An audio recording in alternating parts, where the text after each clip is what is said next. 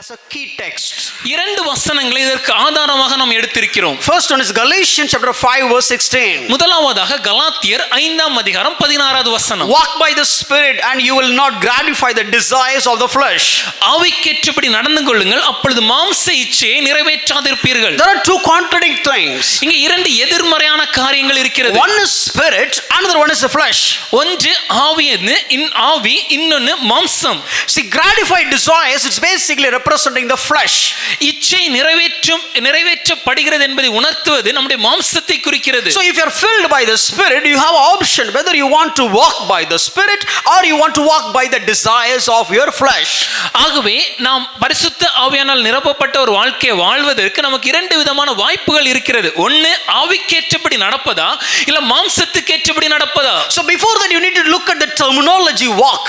அதற்கு முன்பாக நடந்து கொள்ளுங்கள் என்ற வார்த்தையை கொஞ்சம் சிந்திக்க வேண்டும். Bible doesn't say that jump by the Spirit of God, by filled by the Spirit. வேதம் சொல்லும்போது ஆவியினாலே குதித்தெழும்புங்கள் என்று சொல்லவில்லை. Or Bible didn't say that clap hardly by filled by the Spirit. பரிசுத்த ஆவியினால் நிரப்பப்படும்போது வேகமாக கரங்களை தட்டுங்கள் என்று சொல்லவில்லை. So it says walk by the Spirit. ஆனால் நடந்து கொள்ளுங்கள் என்று சொல்லப்பட்டிருக்கிறது. So don't tell me that okay, I'm walking because I'm filled by the Spirit.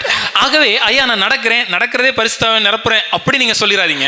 அப்படியே ஆண்டவர் நடத்துனார் brother நடந்துராதீங்க. So don't claim that I'm led so wherever he leads. No, it's not that. This is walking is basically talking about the living.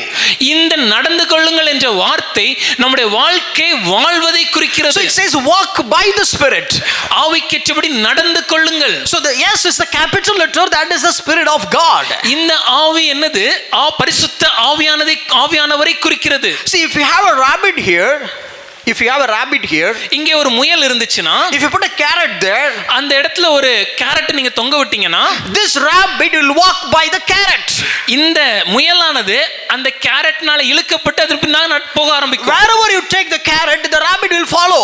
எங்கெல்லாம் அந்த carrot எடுத்துட்டு போறீங்களோ அங்கெல்லாம் இந்த முயலானது அது பின்னாடியே வரும். What I'm trying to say is the rabbit is controlled by, driven by or led by that carrot. நான் என்ன சொல்ல வருகிறேன் என்றால் இந்த முயலானது இதனுடைய ஆளுகை, இதனுடைய தாக்கம், இதனுடைய வழிநடத்துதல் எல்லாம் எங்க இருக்குன்னா அந்த கேரட்டோட கரத்துல இருக்கு. So walk by Spirit means I am controlled by, I am led by, influenced by, in fact not driven by the Holy Spirit.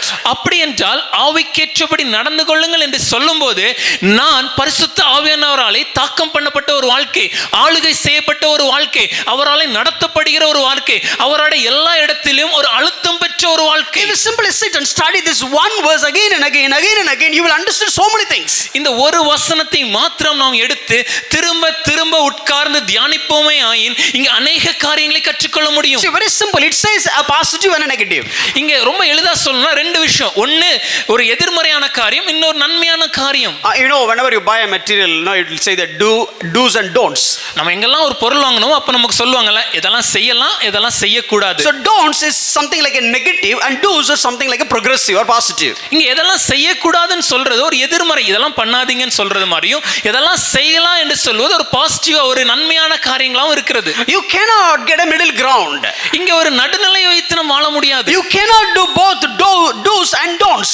எதை செய்யணும் எதை செய்யக்கூடாது இந்த ரெண்டையுமே கலந்து நம்மளால செய்ய முடியாது. So if you do, you cannot do the don'ts. நீங்க செய்ய வேண்டியவைகளை செய்தால் செய்யக்கூடாதவைகளை செய்யாமல் தான் இருந்தாக வேண்டும். If you do don'ts, you cannot do the do's. இல்ல நீங்க செய்யக்கூடாதவைகளை செய்வீர்கள் என்றால் செய்ய வேண்டியவைகளை நீங்கள் தவிர்த்து தான் ஆக வேண்டும். Oh no, I am the product now. இப்போ நீங்க என்ன ஒரு பொருள் வைத்துக் கொள்ளுங்கள். So I have to validate, I have to examine myself, I am doing the do's or I am doing the don'ts. இப்போ நான் என்னை சோதித்து பார்க்கும்போது நான் நன்மையானவை சரியானவைகளை செய்கிறேனா இல்ல தவறானவைகளை செய்கிறேனா? So either I need to walk by the Spirit or I need to gratify the desires of the flesh. நான் ஒருவேளை ஆவிக்கேற்றபடி நடந்து கொள்ளலாம், இல்லை என்றால் என்னுடைய மாம்ச இச்சையை நிறைவேற்றலாம். So simple, whether I need to turn my left or turn my right. ரொம்ப எளிதா சொல்லனா வலதுபுறம் திரும்புறோமா இல்ல இடதுபுறம் திரும்புறோமா? If I turn right, maybe that is the Spirit of God. If I turn left, that is like a flesh. ஒருவேளை உதாரணத்துக்கு சொல்லணும்னா நான் வலதுபுறத்துக்கு திரும்புறேன் என்றால் அது பரிசுத்த ஆவியானவர் அவர் செய்கிற காரியங்கள், இல்ல இடதுபுறம் திரும்புகிறேன் என்றால் அது மாம்ச இச்சையை நிறைவேற்றுகிற காரியங்கள். So actions are same. ரெண்டு இடங்களிலும் செயல்கள் ஒன்றுதான். Either I am grabbed by or I am dragged by by fleshly desires, or I am dragged by the Spirit. நான் மாம்ச இச்சையினால் இழுக்கப்பட்டு தாக்கப்பட்டு வாழ்கிறேனா இல்ல பரிசுத்த ஆவியானவருக்கு இசைந்து கொடுத்து இழுக்கப்பட்டு வாழ்கிறேனா? You can read with this concept, you can read this verse in this way. இந்த ஒரு கண்ணோட்டத்தோட இந்த வசனத்தை நீங்க இப்படி வாசிக்கலாம். Am I gratified by the desires of God, or am I gratified the desires of the flesh? ஆவியானவருடைய வழிநடத்துதலின்படி நான் நடந்து கொண்டு அவருடைய ஆசையை நிறைவேற்றுகிறேனா இல்ல நான் மாம்சத்தின் மண்டி நடந்து என்னுடைய மாம்ச இச்சையை நிறைவேற்றுகிறேனா? In other way, இன்னொரு இடத்துல சொல்லணும், am I walk by the Spirit, or am I walk by the flesh? பரிசுத்த ஆவியானவரால் நான் நடத்தப்படுகிறேனா இல்ல மாம்சத்தினால் இச்சையினால் நடத்தப்படுகிறேனா? In other way, இல்ல இப்படி சொல்லலாமே, am I being controlled by the Holy Spirit, or am I being controlled by the flesh? That's it. பரிசுத்த ஆவியானவருடைய ஆளுகை என் வாழ்க்கையில் இருக்கிறதா இல்ல என்னை ஆளுகை செய்வது என்னுடைய மாம்ச இச்சையா? If I do this, I will not do this.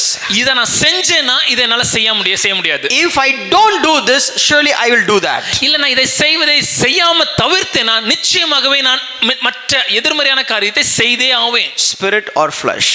ஆவியானவரா இல்ல மாம்ச இச்சை? And one more verse. இன்னொரு வசனம். That's what we are dealing with. அதை தான் நாம் தியானித்துக் கொண்டிருக்கிறோம். Ephesians chapter 5 verse 18. எபேசியர் 5ஆம் அதிகாரம் 18வது வசனம். Do not get drunk with wine, for that is debauchery, but be filled with the Spirit. துன்மார்க்கத்திற்கு ஏதுவான மதுபான வெறி கொள்ளாமல் ஆவியினால் நிறைந்து. So being filled by the Spirit, it is not something is being coming up from heaven and just filling me. இது ஏதோ பரிசுத்தால் நிரப்பப்படுறேன் அப்படி சொன்னோன்னே ஏதோ வானத்துல இருந்து பரலோகத்துல இருந்து ஏதோ வந்து என் மேல உட்கார்ந்து நான் நிரம்புவது அப்படி இல்லையா? Oh, it's slowly increasing. இல்ல கொஞ்சம் கொஞ்சமா வளருவது. No, very simple. இல்ல அது இல்ல, இங்க ரொம்ப எளிதா சொல்லணும். It will confirm the image of Christ. That's it. கிறிஸ்துவின் சாயலுக்கு ஏற்றவாறு நம்மை மாற்றுவது. And it will impact every area of your life. நம்முடைய வாழ்க்கையின் ஒவ்வொரு பகுதியிலும் அதன் தாக்கம் காணப்படுவது. So I have shown you the diagrams last week. கடந்த வாரம் இந்த புகைப்படங்களை நாம் பார்த்தோம். So the filled doesn't mean that that doesn't represent all these things. நிரப்பப்படுவது என்பது ஒரு பாத்திரத்தில் இப்படி நிரப்புவது இல்ல. But basically it is talking about this. அது இதை குறித்து பேசுகிறது. Every molecule, every room, every area of my life will be soaked by the control and influence of this Holy Spirit. ஒவ்வொரு அணுக்களிலும் ஒவ்வொரு இடங்களிலும் ஒவ்வொரு சின்ன சின்ன துவாரங்களிலும் கூட முழுமையுமாக பரிசுத்த ஆவியானவர் நிரம்பி அவருடைய ஆளுகை காணப்படுவது. And we have studied a couple of wrong understanding, which we have learned from Wales revival and the Azusa Street revival. ஒரு சில தவறான காரியங்கள் வேல்ஸ் ரிவைவல்ல இருந்தும் அசூசா ஸ்ட்ரீட் எழுப்புதல்ல இருந்து எப்படி நடந்துச்சு என்பதை நாம் தியானித்தோம். And we studied about this passage Ephesians 5:18, 20 and so on. அதைத் தொடர்ந்து எபேசியர் 5ஆம் அதிகாரம் 18 20 வசனங்களை நாம் அப்படி தியானிக்க ஆரம்பித்தோம். The first thing, முதலாவதாக, if you are filled by the Holy Spirit, you will be joyful. பரிசுத்த ஆவியானவரால் நீங்க நிரம்பி இருந்தீங்கன்னா முதலாவதா என்ன இருக்கும்னா சந்தோஷம் இருக்கணும். How many of you enjoyed this joyful attitude last week?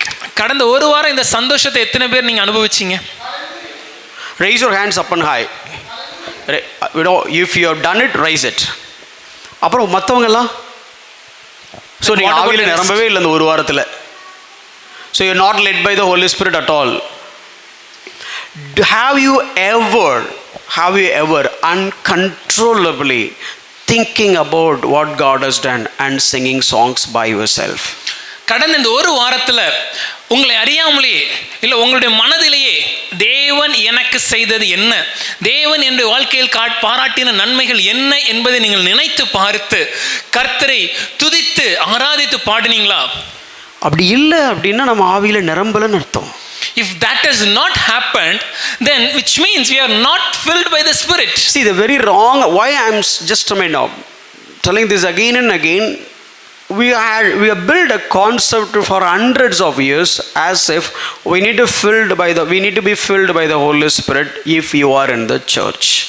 ஏன் நான் இந்த காரியத்தை மறுபடியும் சொல்கிறேன் என்றால் கடந்த 100 வருடங்களாக ஒரு தவறான ஒரு காரியத்தை நம்ம ஆழமா பிடிச்சு கொண்டோம். என்னன்னா நாங்க எப்போ பரிசுத்த ஆவியால் நிரப்பப்படணும்னாலும் நான் சபைக்குள்ள இருந்தா மட்டும்தான் நிரப்பப்பட முடியும் நம்ம நினைக்கிறோம். Or the other thing is, filled by the Holy Spirit is doing something uncontrollably. இல்லை, இதை இப்படி பார்க்கலாம். பரிசுத்த ஆவியானவரால் நிரம்புகிறேன் என்று சொல்வது ஒரு சுயாதீனம் இல்லாமல் ஏதாவது சில சில காரியங்களை அடக்க முடியாத நிலைமையில செய்வது. See, even though I was talking about joyful last week, I'm going to talk about the same thing again today with few more references. கடந்த வாரம் இந்த சந்தோஷத்தை குறித்து உங்களிடம் சொல்லி இருந்தாலும் இன்னும் சில வேத பகுதிகளிலிருந்து இதை மறுபடியும் நினைப்பூட்ட விரும்புகிறேன். Turn to your Bible to Romans chapter 14 verse 17. உங்களுடைய வேதங்களை ரோமர் 14ஆம் அதிகாரம் 17ஆம் வசனத்துக்கு திருப்பிக் கொள்ளுங்கள். See, if you are filled by the Holy Spirit, if you are in the kingdom of God, you are being filled by the Holy Spirit. நீங்கள் தேவனுடைய ராஜ்யத்தில் இருப்பீர்கள் என்றால் நீங்கள் பரிசுத்த ஆவியானவரால் நிரப்பப்படுறீங்க. Then what will you have? What you will have? அப்படி என்றால் உங்களுக்கு என்ன இருக்கும்? Look at this verse. இந்த வசனத்தை பாருங்க. For the kingdom of God is not a matter of eating and drinking, but of righteousness and peace and joy in the Holy Spirit. தேவனுடைய ராஜ்யம் புசிப்பும் குடிப்பும் அல்ல, அது நீதியும் சமாதானமும் பரிசுத்த ஆவியினால் உண்டாகும் சந்தோஷமுமாய் இருக்கிறது. தமிழ்ல சூப்பரா இருக்கு. பரிசுத்த ஆவியினால் உண்டாகும் சந்தோஷம். In Tamil it comes like this. It is the righteousness, it is the joy that has come because of the Spirit. The Spirit of God is making some joyful noise. பரிசுத்த ஆவியானவர் உங்களுடைய இருதயங்களில் ஒரு சந்தோஷத்தின் துணியை ஒலிக்க செய்கிறார். Please understand my heart. என் இருதயத்தை நல்லா புரிஞ்சுக்கோங்க. Our life is just being our life we call to live being filled by the Holy Spirit every now and then. நாம் எதற்காக அழைக்கப்பட்டிருக்கிறோம் என்றால் நம்முடைய வாழ்க்கையில அனுதினமும் இந்த பரிசுத்த ஆவியினால் நிரப்பப்பட்ட வாழ்க்கை வாழ்வதற்காக. The moment you think about the girl who was impressed in the college days, some emotions is some kind of feelings is bubbled up in your heart. உங்களுடைய இருதயத்துல கல்லூரி பருவத்துல உங்களுக்கு பிரியமான ஒரு தோழியை இல்ல ஒரு பெண்ணை குறித்து நீங்க நினைக்கும் போது உடனடியாகவே உங்க இருதயத்துல இனம் புரியாத ஒரு சந்தோஷம் உண்டாகிறது. If you really got saved, உண்மையாவே நீங்க ரட்சிக்கப்பட்டிருந்தீங்கன்னா, if you really have the relationship with God, உண்மையாகவே தேவனோடு உங்களுக்கு ஒரு உறவு இருக்குமேயாயின், if you really enjoy the fellowship with God, தேவனுடைய ஐக்கியத்தை நீங்க உண்மையாவே சந்தோஷத்துடன் அனுபவிப்பீர்கள் என்றால், it is not about preaching, it is not about teaching, it is not about studying, it is not about singing, it is all about something uncontrollable joy will come out. ஐயா, இது பிரசங்கமானது அல்ல, இது உபதேசமானது அல்ல, இது படிப்பது அல்ல, இது பாடுவது அல்ல, ஆனால் இனம் புரியாத ஒரு சந்தோஷம் நம்முடைய இருதயத்தில் பொங்கி எழும்புவதாகும். Even when we are worshiping, நாம் ஆராதிக்கும் போது, no, you know, if you really feel that God has done that, you will know, you will move in emotion like a joyful emotion. தேவன் உண்மையாகவே எனக்கு என்ன செய்தார் என்பதை நான் நினைத்து பார்க்கும்போது ஒரு சந்தோஷத்தின் வெளிப்பாடாக நான் ஆராதிக்க ஆரம்பிக்கிறேன். That is what enjoying the power of the Holy Spirit. இதுதான் பரிசுத்த ஆவியின் வல்லமையினால் நிரம்புவது. Please try that. அதை அனுதின வாழ்க்கையில நடைமுறைப்படுத்தி பாருங்க. God, I would like to have a joyful noise. தேவனிடத்தில் கேளுங்க, ஐயா எனக்கு ஒரு சந்தோஷத்தின் களிப்பின் தொனி என் இருதயத்தில் உண்டாகட்டும். No, when was the last time you feel in your house in such a way that okay, without having a biryani, without having a get together, without having a special event, when was the last time you really feel joy in your home? கொஞ்சம் யோசிச்சு பாருங்க. என் வீட்டுல கடைசியாக ஏதோ ஒரு சிறப்பான ஒரு நிகழ்ச்சி இல்லாம, ஒரு விழா இல்லாம, ஒரு சிறப்பு உணவு பிரியாணி இப்படிப்பட்ட காரியங்கள் எதுவுமே இல்லாம ஒரு சந்தோஷம் வீட்டுல எப்ப இருந்துச்சு? We will have a joyful noise in Christmas. நம்ம கிறிஸ்து பிறப்பு பண்டிகைனா அன்னைக்கு ஒரு சந்தோஷத்தின் தொனி. We will have a joyful noise during our birthday celebrations. இல்ல நம்ம பிறந்த நாள் கொண்டாட்டத்தின் அன்று ஒரு சந்தோஷத்தின் தொனி. Or maybe some get together. இல்ல எல்லாரும் கூடி வருகிற ஐக்கியத்துல ஒரு சந்தோஷம். All the ceremonies are good and fine, but basically you are a Christian, you have been saved, then the joy should be there always. ஐயா, இந்த கொண்டாட்டங்கள் விழாக்கள் எல்லாம் நல்லதுதான், ஆனால் ஒரு கிறிஸ்தவராக நான் இருக்கிறேன் என்றால் என்னுடைய இருதயத்தில் எப்பொழுதும் இந்த சந்தோஷம் காணப்பட வேண்டும். When was the last time you make that joyful noise without thinking about all that? இந்த மாதிரியான எந்த காரியங்களையும் யோசிக்காமலே உங்க இருதயத்துல கடைசியா எப்ப இப்படிப்பட்ட ஒரு சந்தோஷத்தின் தொனி எழும்பியது? Maybe when I preach this it seems like very new. ஒருவேளை இத சொல்லும்போது ரொம்ப புதுசு போல உங்களுக்கு தோன்றலாம். இதுல என்னையா இருக்கு பரிசுத்த ஆவியின் வல்லமை? Maybe you will think, what is there the power of the Spirit in this?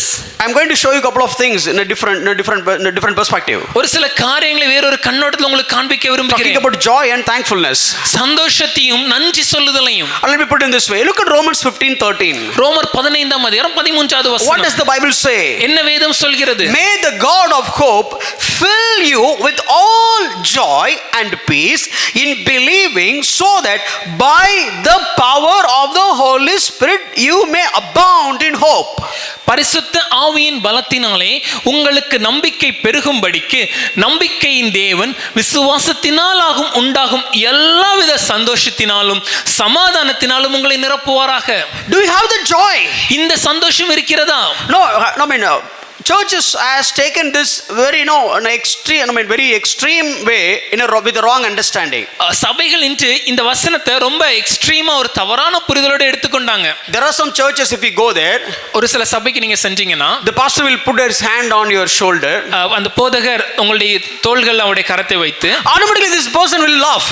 உடனே அந்த பையன் தன்னறியாம சிரிக்க ஆரம்பிச்சிருவாரு. It's a joy. கேட்டா சந்தோஷம்ன்றாங்க. And if this guy is keep on touching, this guy will just roll on the floor and not just being filled with a joyful noise. அந்த போதகர் அவருடைய கரத்தை அப்படியே வைத்திருந்தார்னா அந்த நபர் உடனே கீழே விழுந்து உருண்டு சந்தோஷத்துல கத்துறது இப்படிலாம் நடக்க ஆரம்பிக்குது. Very pathetic. கேவலமான ஒரு காரியம். That noise, that joy is not Bible is talking about. ஐயா, வேதம் சொல்வது இப்படிப்பட்ட தவறான புரிதலால் உண்டாகிற சந்தோஷம் அல்ல.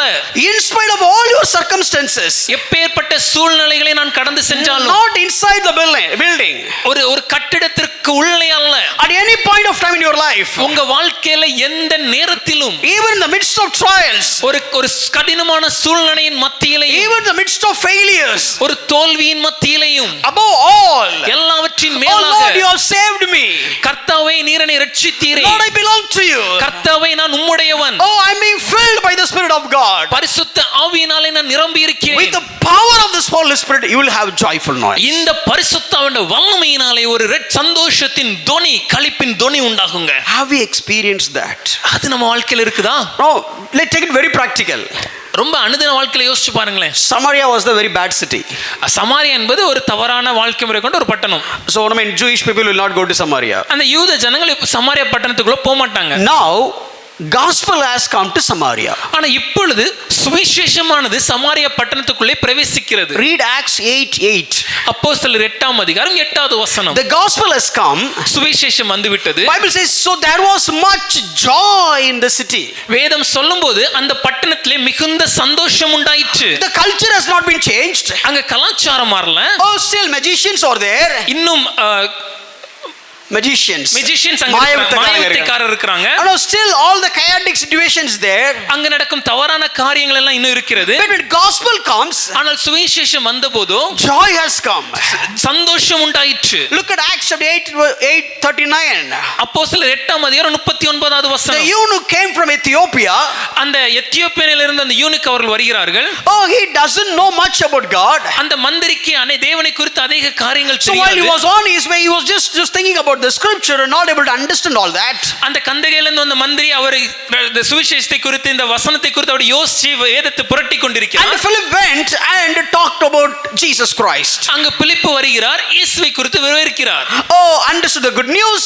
சுவிசேஷத்தை புரிந்து கொள்கிறார். Got the forgiveness of sin. ரட்சிப்பின் நிச்சயத்தை, மன்னிப்பை, பாவ மன்னிப்பு நிச்சயத்தை பெற்றுக்கொள்கிறார். Repent and have faith on the gospel. மனம் திரும்பி சுவிசேஷத்தின் மேல் விசுவாசம் வைக்கிறார். So baptized by the Holy Spirit. பரிசுத்த ஆவியானவரால் ஞானஸ்நானம் பெறுகிறார். Now look at what is the first sign. அது முடிந்த உடனே நடந்த முதல் அடையாளம் என்ன? He went on his way rejoicing. அவர் தான் போகிற வழியிலே சந்தோஷத்தோட தன் வழியாய் போனார். Just imagine, he is moving away from Jerusalem. கொஞ்சம் யோசிச்சு பாருங்க, எருசலேம்ல இருந்து இப்போ திரும்பி போகிறார். He is moving away from Philip. பிலிப்பை விட்டு கடந்து போகிறார். There is no synagogue in his place. அவர் போகிற இடத்துல அவருக்கு தேவாலயம், ஜெபாலயம் கிடையாது. There is no preacher in his place. அவர் இருக்கிற இடத்துல ஒரு உபதேசியார் கிடையாது. There is no apostles in his place. அவர் இருக்கிற இடத்துல அப்போஸ்தலர் கிடையாது. Nobody is there to guide him there. அவரை வழி நடத்துவதற்கு அந்த இடத்துல வேற யாரும் இல்ல. But still, what was his confidence? He is moving away with joy. ஆனால் என்ன நம்பிக்கையோடு சந்தோஷத்தோட அவர் திரும்ப சென்றார். That is the power of the gospel. இதுதான் சுவிசேஷத்தின் வல்லமை. If you received the gospel, இந்த சுவிசேஷத்தை நீங்கள் பெற்றுக்கொண்டீர்கள் if you என்றால், believed the gospel, இந்த சுவிசேஷத்தை விசுவாசித்தீர்கள் என்றால், you have been baptized by the Holy Spirit and being filled by the Holy Spirit, that time you will have joy. நீங்கள் பரிசுத்த ஆவியினாலே ஞானஸ்நானம் பெற்றிருக்கிறீர்கள், நீங்கள் பரிசுத்த ஆவியினாலே நிரப்பப்படும்போது அந்த நேரம் உங்களுக்குள்ளே சந்தோஷம் உண்டாகும். So why am I saying this again and again? ஏன் இந்த காரியத்தை மறுபடியும் சொல்கிறேன். Many times if you go to some home, any home, பல நேரங்கள்ல நீங்க எந்த வீட்டுக்கு சென்றாலும் both of them have got saved. ரெண்டு பேருமே ரட்சிக்கப்பட்டிருப்பாங்க. Both of them knew about Christ. ரெண்டு பேருக்குமே கர்த்தரை பத்தி தெரியும். Both of them will read Bible. ரெண்டு பேருமே வேதம் வாசிப்பார்கள். All of them will pray. எல்லாரும் ஜெபிப்பாங்க.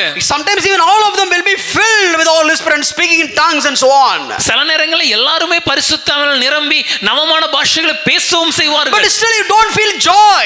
ஆனா அவர்களுக்குள்ளே அங்க சந்தோஷம் இல்லையே. Oh, it is not about joy, having joy when everything is right.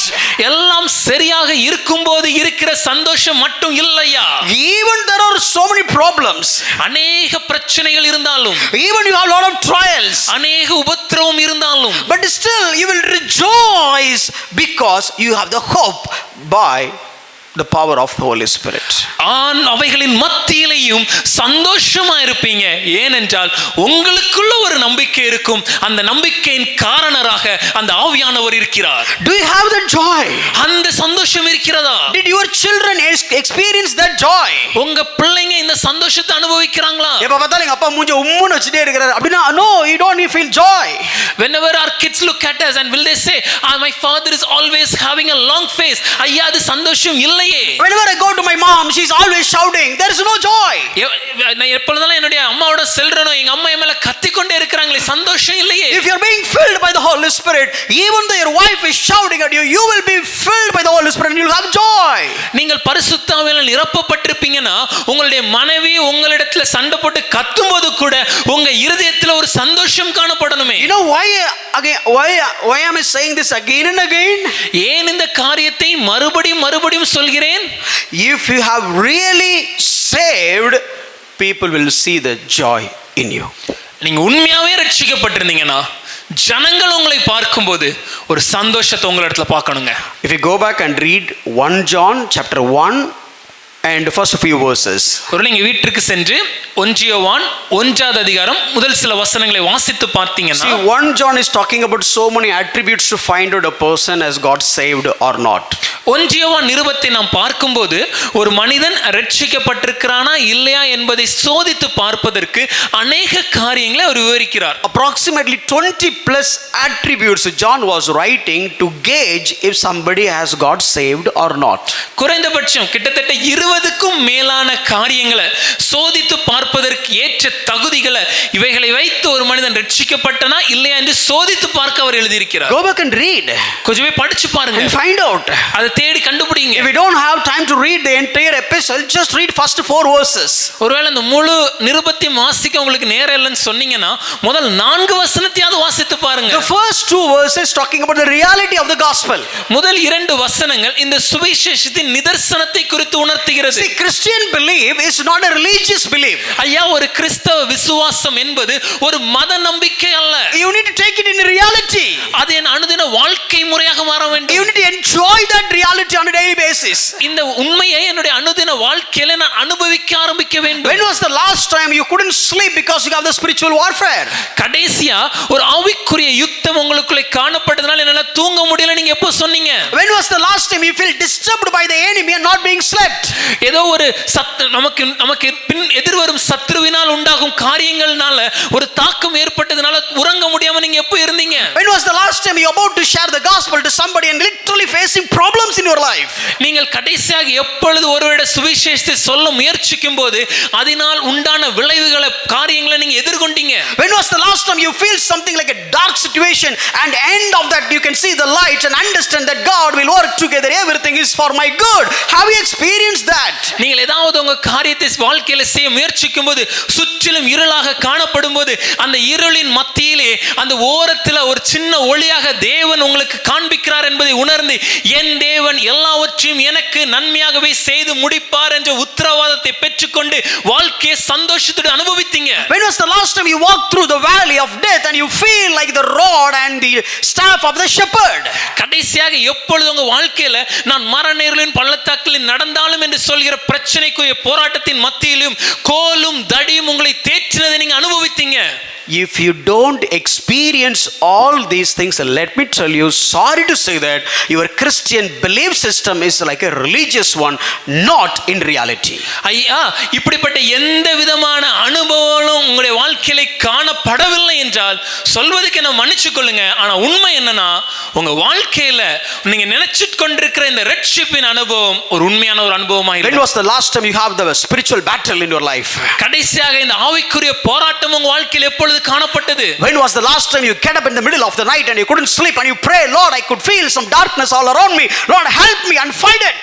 ஐயா, நடுராத்திரியிலே நடுஜாமத்திலே கண் விழித்து தேவனே என்னை சுற்றி ஒரு போராட்டமா இருக்கிறது என்பதை நான் உணர்ந்து கொண்டு நான் ஜெபித்து தேவனே எனக்கு உதவி செய்யும் என்று ஜெபித்ததுண்டா? If you don't feel that, let me tell you, this gospel is not in reality in your life. ஐயா, இப்படிப்பட்ட வாழ்க்கை முறை உங்க வாழ்க்கையில இல்லனா நான் என்ன இங்க உண்மை என்னன்னா, இந்த சுவிசேஷம் உங்க வாழ்க்கையில இன்னும் கலக்கவில்லை. How many men you may come for next decade for coming to the church and hearing all the sermons, but let me tell you, still it is your religious belief, not in reality. ஐயா, நீங்க 10 ஆண்டுகளுக்கு மேலாக சபைக்கு வந்து சத்தியத்தை கேட்டாலும் உண்மை என்னதுன்னா, நீங்க இந்த கிறிஸ்தவத்தை ஒரு மன நம்பிக்கை தான் வச்சிருக்கீங்களே தவிர உங்க வாழ்க்கையில கலந்த விசுவாச பயணமாக மாற்றவில்லை. When was the last time you personally heard, you personally interacted with God and you could see God is on the next step?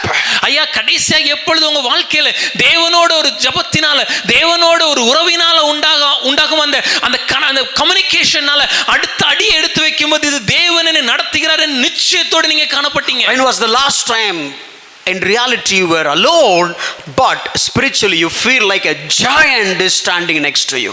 எப்பொழுதாவது உங்க வாழ்க்கையில கடைசியா ஐயா நான் தனியா நிற்கிறேன் என்பது போல நீங்க இந்த உலகத்துல காணப்பட்டாலும் என் பக்கத்திலேயே விசுவாசத்தில் என் கண்களோடு நான் பார்க்கும்போது என் அருகே என் தேவன் எனக்காக நிற்கிறார் என்ற உத்தரவாதத்தை பெற்றது எப்பொழுது? That was the moment the gospel is in real in your life. அப்போதான் அந்த நேரம்தான் இந்த சுவிசேஷமானது உங்க வாழ்க்கையின் நிதர்சன உண்மையாக மாறுகிறது. Personally, we don't exalt the experiences from the pulpit. நம்ம சபை மேடையில இருந்து புல்பிட்ல இருந்து அனுபவங்களை என்னைக்குமே நம்ம உயர்த்தி பேசினது இல்ல. But let me tell you this. ஆனா ஒரு விஷயத்தை நான் ஆழமா சொல்றேன். If you don't feel the opposition from the spiritual principalities, you are not a threat of the spiritual principalities. Your Christian life has to be evaluated. ஒருவேளை உங்களுடைய வாழ்க்கையை பார்க்கும்போது உங்களுக்கு விரோதமாக ஆவிக்குரிய துரைத்தனங்களும் அதிகாரங்களும் எதிர்கொண்டு வந்து உங்களுக்கு ஒரு பிரச்சனையாக இல்லைனாலே உங்க வாழ்க்கை ஒரு கிறிஸ்தவ வாழ்க்கை எப்படிப்பட்ட வாழ்க்கை ஆவிக்குரிய வாழ்க்கை நம்ம வாழ்றோம் என்பதை நம்ம கொஞ்சம் சோதிச்சு பார்க்கணும். If he is not threatening to you, then let me tell you a good news, not a good news but bad news. You are not a threat to him. ஐயா, நீங்க சத்துருவுக்கு ஒரு ஆபத்தாக இல்லைனா ஒரு விஷயத்தை தெளிவா சொல்றீங்க, அது கெட்ட செய்தி தான். சத்துருவுக்கு நீங்க ஒரு ஆபத்தே இல்லை. You know why I am saying all these things? இதெல்லாம் ஏன் சொல்றேன் தெரியுமா? The other side is a joy. இதனுடைய எதிர்ப்புறம் எங்கனா சந்தோஷம். If you could feel this, let me tell you, surely you could feel this. இதெல்லாம் உங்க வாழ்க்கையில இருக்கிறது நீங்க உணர்ந்தீங்கன்னா நிச்சயமா சந்தோஷம் இருக்கும். If you are a threat to the enemy, you may feel like a dark situation. There you will see the light and you will have joy. ஒருவேளை சத்ருவுக்கு நீங்கள் ஒரு ஆபத்து என்ற ஒரு காரியமான ஒரு வாழ்க்கையை நீங்க வாழ்ந்தீங்கன்னா ஒரு கடினமான சூழ்நிலையை நீங்கள் சந்தித்தாலும் அந்த சூழ்நிலையில் ஒரு சந்தோஷம் இருக்கும். When was the last time you have a personal fellowship with God? கடைசியா எப்பொழுது உங்களுக்கும் தேவனுக்கும் என்ற ஒரு தனிப்பட்ட நேரம், உங்களுக்கும் தேவனுக்கும் உண்டான ஐக்கியம் தனிப்பட்ட முறையில் எப்பொழுது காணப்பட்டது? I do understand you will pray. நீங்க ஜெபிப்பீங்கன்னு எனக்கு தெரியும். I do understand you will read Bible. நிச்சயமாக நீங்க வேதம் வாசிப்பீங்கன்னு எனக்கு தெரியும். I do understand all that. அதெல்லாம் எனக்கு புரியுது. But when was the last time you feel like you are talking to God and God is talking back to you? ஆனால் கடைசியா எப்பொழுது தேவனோடு நான் பேசுகிறேன், என் தேவன் என்னோடு பேசுகிறார் என்ற ஒரு ஐக்கியம் காணப்பட்டது? அதுக்காக நாளைக்கு பைபிள் திறந்துட்டு God ஓடி பேசினார் நான் கிளம்புறேங்கிறாங்க, அது நான் சொல்ல வரல. So don't say that God is speaking to me and this is what I'm going to do. My point is, நான் என்ன சொல்ல வருகிறேன்னா, do you have that personal connection with God because you believed the gospel in reality, believed the gospel, and the gospel became a reality in your life. ஐயா, உங்களுக்கும் தேவனுக்கும் ஒரு தனிப்பட்ட ஐக்கிய உறவு. இந்த சுவிசேஷத்தை நான் விசுவாசிக்கிறேன், இந்த சுவிசேஷம் என் அனுதின வாழ்க்கையோடு கலந்து விட்டது, என் வாழ்க்கை பயணத்தில் இது நிதர்சனமாகி விட்டது என்று சொல்கிற ஒரு காரியம் உண்டா? When the gospel became reality in your life, இந்த சுவிசேஷம் உங்க வாழ்க்கையில கலந்துடுச்சுன்னா, you will have, surely you will have the fellowship with God. நிச்சயமாகவே தேவனோடு ஒரு ஐக்கியம் உண்டாகும். And because of that fellowship, the outcome is joy. அந்த ஐக்கியத்தின் விளைவு சந்தோஷம் காணப்படும். You may have a lot of problems. உங்களை சுற்றி அநேக போராட்டங்கள் You இருக்கலாம். may have a lot of challenges. அநேக சவால்கள் காணப்படலாம். You may not know what is your next step. அடுத்து என்ன செய்வது என்று தெரியாமல் திகைத்து நிற்கலாம். You may not know where you will fall. நம்ம எங்க விழுவோன்னு தெரியாம இருக்கலாம். Or how do you fall? இல்ல எப்படி விழுவோன்னு தெரியாம You may இருக்கலாம். not know all the answers. எல்லா கேள்விகளுக்கும் பதில்கள் இல்லாமல் இருக்கலாம். But you will have joy. ஆனா நிச்சயமா சந்தோஷம் இருக்குங்க. Now just hold the hands of the person who is sitting next to you and ask them, do you enjoy that joy? உங்க பக்கத்துல இருக்கிற கரங்களை பிடித்து நீங்க கேளுங்க, இந்த சந்தோஷம் உங்களுக்குள்ள இருக்குதா? If you don't experience that joy, let me tell you, please ask the Spirit of God to fill you so that you will taste that joy. இந்த சந்தோஷம் உங்களுக்குள்ள இல்லைன்னா, ஐயா எனக்கு தயவு செய்து கேளுங்க, ஆண்டவரே பரிசுத்த ஆவியானவரே என்னை நிரப்புங்க, நான் இந்த சந்தோஷத்தை என் வாழ்க்கையில் அனுபவிக்க நான் விரும்புகிறேன். Now even David said, தாவீது சொல்கிறார், in your courts uncontrollable joy. ஐயா உம்முடைய சமூகத்தில் பரிபூர்ண ஆனந்தம் உண்டு, நித்திய பேரின்பம். It's like eternal joy. Look at all the psalms. எல்லா சங்கீதங்களையும் வாசித்து All பாருங்க, are songs. அதெல்லாம் பாடல்கள். Do you think that David had written all those songs when his life was perfect? நீங்க நினைக்கிறீங்களா தாவீது அவருடைய வாழ்க்கையில எல்லாமே சரியானதாக பூரணமாக சிறப்பானதாக காணப்பட்ட போதுதான் இந்த பாடல்கள் எழுதினார்னு? So many psalms he had written. அநேக சங்கீதங்களை எழுதி இருக்கிறார். But if you read the biography, so many pages are like a darkened sides. ஆனா இந்த சங்கீதங்களுடைய வரலாற்றை பின்புலத்தை நீங்க ஆராய்ந்து பார்த்தீங்கன்னா, அநேக சங்கீதங்களுக்கு பின்னால ஒரு கருப்பு நாட்கள் காணப்படும். Still he has a joy. ஆனாலும் அவருக்குள்ள சந்தோஷம் இருந்துச்சுல்ல. We need to have that joy. That is the sign that we are being filled by the Holy Spirit. இந்த சந்தோஷம் நமக்குள்ள காணப்படணும் ஐயா. இதுதான் பரிசுத்த ஆவியினாலே நீங்கள் நிரப்பப்படுவதற்கான ஒரு அடையாளம். Are you able to follow me? நான் சொல்றது புரியுதா? ஏதோ சம்பந்தமில்லாத டாபிக் பேசிட்டு இருக்கீங்க பிரதர் அப்படின்னு சொல்றோம். கைத்து காலையில சொல்லுங்க பார்ப்போம். நல்ல வேலை ஒருத்தர் சொல்லல. Don't take it like super spiritual. ஐயா இது ஏதோ ரொம்ப சூப்பர் ஸ்பிரிச்சுவலா ஒரு காரியமா எடுத்துறாதீங்க. God காலையில எந்திரிச்சு ரொம்ப நேரம் சிரிக்க சொன்னார் பிரதர் அப்படின்னு சொல்லிராதீங்க. So don't wake up in the morning and say God asked me to laugh so I'm laughing. இல்ல அது அத குறித்து சொல்லல. என் ஹார்ட் வெடிச்சிரும். அந்த சீரிஸே ஸ்டாப் பண்ணிடுவேன். My heart will break if you say so and I'll stop the series. That is not the idea. அதற்கான ஒரு காரியமாக இதை சொல்லவில்லை. Whatever happens all around you, உங்களை சுற்றி உங்க வாழ்க்கையில என்ன சூழ்நிலையில நீங்கள் சந்தித்தாலும், even you are at the point of death, மரண தருவாயில இருந்தா கூட, you know the confidence. உங்களுக்கு ஒரு நிச்சயம், ஒரு நம்பிக்கை. The gospel is real. இந்த சுவிசேஷம் உண்மை. My sins are forgiven. என் பாவங்கள் மன்னிக்கப்பட்டது. Christ is the hope of glory who is in me. மகிமை நம்பிக்கையாக இந்த கிறிஸ்துவானவர் எனக்குள் இருப்பதே அந்த நம்பிக்கை. If I die today, இன்னைக்கு நான் மரித்தாலும் I'll come to you. அவரோடு நான் இருப்பேன். If I don't die today, இன்று நான் மரிக்கவில்லை என்றால் I live for you. அவருக்காக இங்கு வாழ்வேன். Whether die or live, மரிக்கிறேனோ உயிரோடு இருக்கிறேனோ, you are the center. அவர்தான் எல்லாமே. With that joy, that is being filled of the Holy Spirit. அந்த நம்பிக்கையோட ஒரு சந்தோஷம் உண்டாகும் பாருங்க.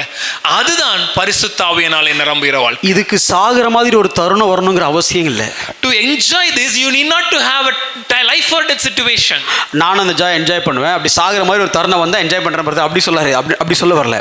No, sometimes in your imaginations, out of your fear, out of sometimes you can feel like you are gone. Don't say that brother, if I get a situation where I'm about to face that, then I'll enjoy this joy. இதை குறித்து சொல்வதற்காக இதை பேசவில்லை. ஒருவேளை உங்களுடைய கற்பனைகளை சில நேரங்களில் சில காரியங்களை குறித்து யோசிக்கும் போது ஒரு கடினமான சூழ்நிலை, ஒரு பயம் நம்மளை அறியாமலே நம்மளை ஆட்கொள்வதை நாம் உணர்கிறோமே. Maybe some financial crisis. ஒரு பணத்துல ஒரு குறைவு, ஒரு தட்டுப்பாடு, or maybe some family issues. இல்ல குடும்பத்துல ஒரு ஒரு சண்டை, or some problem in workplace, இல்லனா நான் வேலை பார்க்குற இடத்துல ஒரு கவலையான காரியங்கள், or maybe some complications which you cannot resolve all around you. இல்ல உங்களை சுற்றில சில சவால்கள், உங்களால தீர்க்க முடியாத சவால்கள். You feel like you don't know where to go. ஐயா எங்கு செல்வதுன்னு எனக்கு தெரியலையே. You feel like you need to burst out and cry. கத்தி அலனும் போல இருக்குதே. You feel like you need to just bang on the wall. செவர்ல அப்படி இப்ப இடிச்சுக்கலாமான்னு தோணுது. Even in that situation, if the gospel is real in your life, you will have a joy in the corner of your heart. I know my God is watching all of it. That is being filled by the Holy Spirit. அப்படிப்பட்ட சூழ்நிலையில கடினமான உபத்திரவத்தின் நாட்களில் கூட உங்க இருதயத்தின் ஓரத்துல ஒரு சந்தோஷம், என் தேவன் எல்லாவற்றையும் பார்த்து கொண்டிருக்கிறார், அந்த நம்பிக்கையினால ஒரு சந்தோஷம் உண்டாகுதுலாங்க. அந்த சந்தோஷம் தான் இது. Hallelujah. Hallelujah. How many of you want to be filled by the Holy Spirit? எத்தனை பேர் பரிசுத்த ஆவியால் நிரம்பணும்னு ஆசைப்படுறீங்க? Hallelujah. Hallelujah. When the next time you don't know anything, you just pray, Lord, fill me with the power of the Holy Spirit.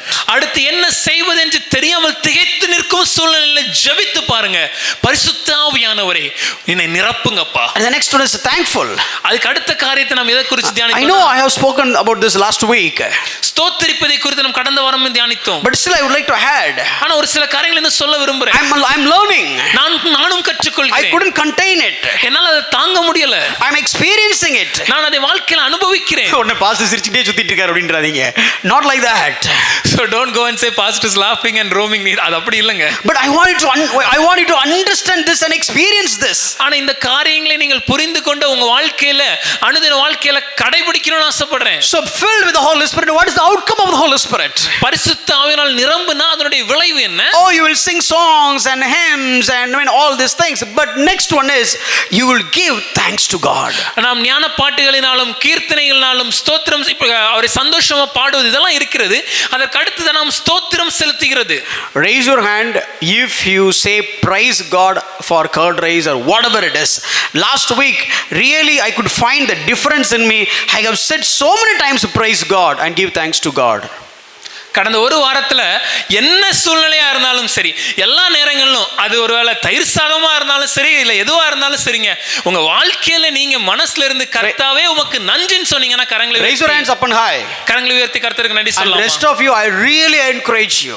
மற்ற ஒவ்வொருத்தரையும் நான் உண்மையாகவே என் இதயத்துல இருந்து ஊக்கப்படுத்துகிறேன். No point of hearing all these things. இந்த செய்திகளை கேட்பதற்கு இல்லைன்னா பிரயோஜனம் இல்லாம போயிடும். Then what is the point we are preaching? அப்படின்னா இந்த பிரசங்கத்தின் அர்த்தம் என்ன? Please understand my heart. என்னோட இருதயத்தை புரிந்து கொள்ளுங்கள். No, we keep on saying it again and again. You know why? I want you to enjoy that, experience that. ஏன் இந்த காரியத்தை மறுபடியும் சொல்கிறேன் என்றால் இந்த காரியங்கள் உங்க வாழ்க்கையில நீங்க கடைபிடிக்க வேண்டும். If you remember all the 4 points, that will not add any value. ஐயா சபைக்கு வந்த 4 பாயிண்ட குறித்து பேசுனாங்க, 4 ஞாபகம் இருக்கு, எந்த பிரயோஜனமும் இல்லை. Which one you really tested? இந்த 4 காரியங்களிலே எதை நீங்க சோதித்து பார்த்தீங்க? I said even for the sambar say praise God. கடந்த வாரம் சொன்னேன், சாம்பாரா இருந்தாலும் கர்த்தருக்கு நன்றி சொல்லுங்கள். Whatever it is, say praise God. எல்லா சூழ்நிலையிலும் நன்றி சொல்லுங்கள். No, if you say that, you know what are you telling to the message to the principalities? நீங்கள் அதை செய்யும்போது நீங்கள் ஆவிக்குரிய துரைத்தனங்களுக்கு சொல்ல வருகிற செய்தி என்ன தெரியுமா? I know there are challenges. என்னை சுற்றி சவால்கள் உண்டு. I know I don't have answers. இதற்கு எல்லா பதில்களும் என்னிடத்தில் இல்லை. I know I have fear. என்னிடத்தில் பயம் உண்டு. I know I am trembling. நான் நடுங்கிக் கொண்டிருக்கிறேன். I know I don't know what to do. என்ன செய்வதுன்னு எனக்கு But let தெரியவில்லை. me tell you one thing. ஆனா நான் ஒரு விஷயத்தை சொல்கிறேன். Even in this situation I'll thank God because I know he will uphold me. இந்த சூழ்நிலையிலும் நான் தேவனுக்கு நன்றி சொல்வேன், ஏன்னா எனக்கு தெரியும் என் தேவன் என்னை தாங்குவார். That is what being filled by the Holy Spirit. ஐயா இதுதான் பரிசுத்த ஆவியானவரால் நிரப்பப்படுகிற ஒரு வாழ்க்கை. That is why David said, even though I walk through the valley of death, but still I will not fear for the evil because your rod, your staff will comfort me. ஆகவே தான் தாவீது சொல்லும்போது சொல்கிறார், நான் மரண இருளின் பள்ளத்தாக்கிலே நடந்தாலும் பொல்லாப்புக்கு பயப்பட மாட்டேன், ஏன்னா எனக்கு தெரியும் ஐயா என் தேவனின் கோலும் என் தேவனின் தடியும் என்னை தேற்றுமே. I know this is the valley of death. இது மரண இருளின் பள்ளத்தாக்கு தான். I know everywhere is dark. சுற்றிலும் இருள் தான் காணப்படுகிறது. If I just move 1 inch left or 1 inch right, I'm gone. ஒரு பக்கம் 1 இன்ச் வலது பக்கமோ இடது பக்கமோ சாய்ந்தா நான் மடிந்து போவேன். But still, ஆனாலும் I know I have a shepherd. எனக்கு ஒரு மேய்ப்பர் உண்டு. He has the rod அவர் கரத்துல ஒரு கோல் உண்டு. to fight against my enemy. அவர் கரத்துல ஒரு தடி உண்டு. And he has the staff. தடியோடு எனக்கு வரும் எதிரிகளை அடிப்பார். அவர் கரத்துல ஒரு கோலும் உண்டு. And if I deviate, he will drag me and put it on the track. நான் வழி மாறி போனா என்னை இழுத்து நேர்பாதையில நடத்தி செல்வார். Do you have that confidence? அந்த நம்பிக்கை இருக்கிறதா? When everything is all dark, still dark, சுற்றிலும் இருளா இருந்தாலும் I will say thank you. நான் நன்றி சொல்வேன். You know, Paul says it this way.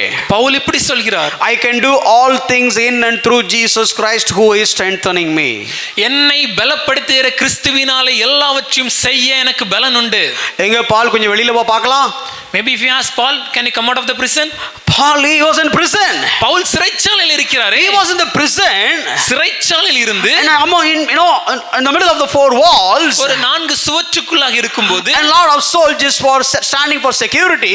அவரை பாதுகாத்து அவர் தப்ப கூடாது என்பதற்கு அவரை சுற்றி போர் சேவர்கள் பாதுகாப்புக்கு நிறுத்தப்பட்டிருக்கும். Never know what is going to happen tomorrow. நாளைக்கு என்ன நடக்கும் தெரியாத சூழ்நிலையிலும் He cannot go to restroom alone.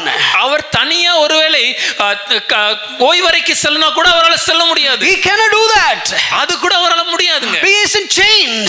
சிறைச்சாலையில கட்டப்பட்டிருக்கிறார். In such a situation he said, hey my dear friend, I can do all things. அந்த சூழ்நிலையில் அவர் சொல்கிறார், எனக்கு அன்பான நண்பனே, என்னால எல்லாத்தையும் செய்ய முடியும். Come on, how can you do that? பவுலடிகளார் எப்படி ஐயா? Not by my strength. என் பலத்தினால் அல்ல. The strength that I'll get through Christ, that is the reality of the gospel. கிறிஸ்துவினால் எனக்கு உண்டாகும் பலன், இதுதான் சுவிசேஷம் வாழ்க்கையோடு கலப்பது. I'll show you few verses when it comes to thankfulness. இந்த நன்றி சொல்றதை குறித்து ஒரு சில வசனங்களை உங்களுக்கு நான் பகிர்ந்து கொள்கிறேன். Even the last week dealt 1 Thessalonians 5:18 and Hebrews 13:15. கடந்த வாரம் 1 தெசலோனிக்கர் 5ஆம் அதிகாரம் 18வது வசனம், எபிரேயர் 13:15 இதெல்லாம் நாம் பார்த்தோம். Every circumstances continually and so on. எல்லா சூழ்நிலையிலும் தொடர்ச்சியாக நாம் அவருக்கு நன்றி சொல்ல வேண்டும் என்பதே. But can we really be thankful in the time of suffering and disappointment and even the sorrowful situation? ஆனால் ஒரு துக்கமான சூழ்நிலையிலும் ஒரு போராட்டத்தின் மத்தியிலேயும் ஒரு உபத்திரவத்தின் நாட்களிலும் உண்மையாகவே நம்மளால சந்தோஷமோடு இருக்க முடியுமா? Look at the next slide. அடுத்த படத்தை இந்த பாருங்களேன். Look at all these verses. இந்த எல்லா வசனங்களையும் பாருங்க. Ephesians 1:16, do not cease to give thanks for you. எபேசியர் 1:16 சொல்லும்போது நன்றி சொல்லுதலை நிறுத்தி விடாதீர்கள். 5:4, instead let there be thanksgiving. எபேசியர் 5:4 சொல்லும்போது இதற்கு பதிலாக நன்றி சொல்லுங்கள். Philippians 1:3, I thank my God in all my remembrance of you. பிலிப்பியர் 1:3 சொல்லும்போது உங்களை நான் நினைக்கும் போதெல்லாம் என் தேவனுக்கு நன்றி சொல்கிறேன். Look at how many verses in Colossians. கொலோசியர்ல எத்தனை வசனம் இருக்கு? Today we will have the question. இன்னைக்கு கேள்விகள் இருக்கு. One question is out. இப்போ ஒரு கேள்வி சொல்லிட்டோம். Look at the theme.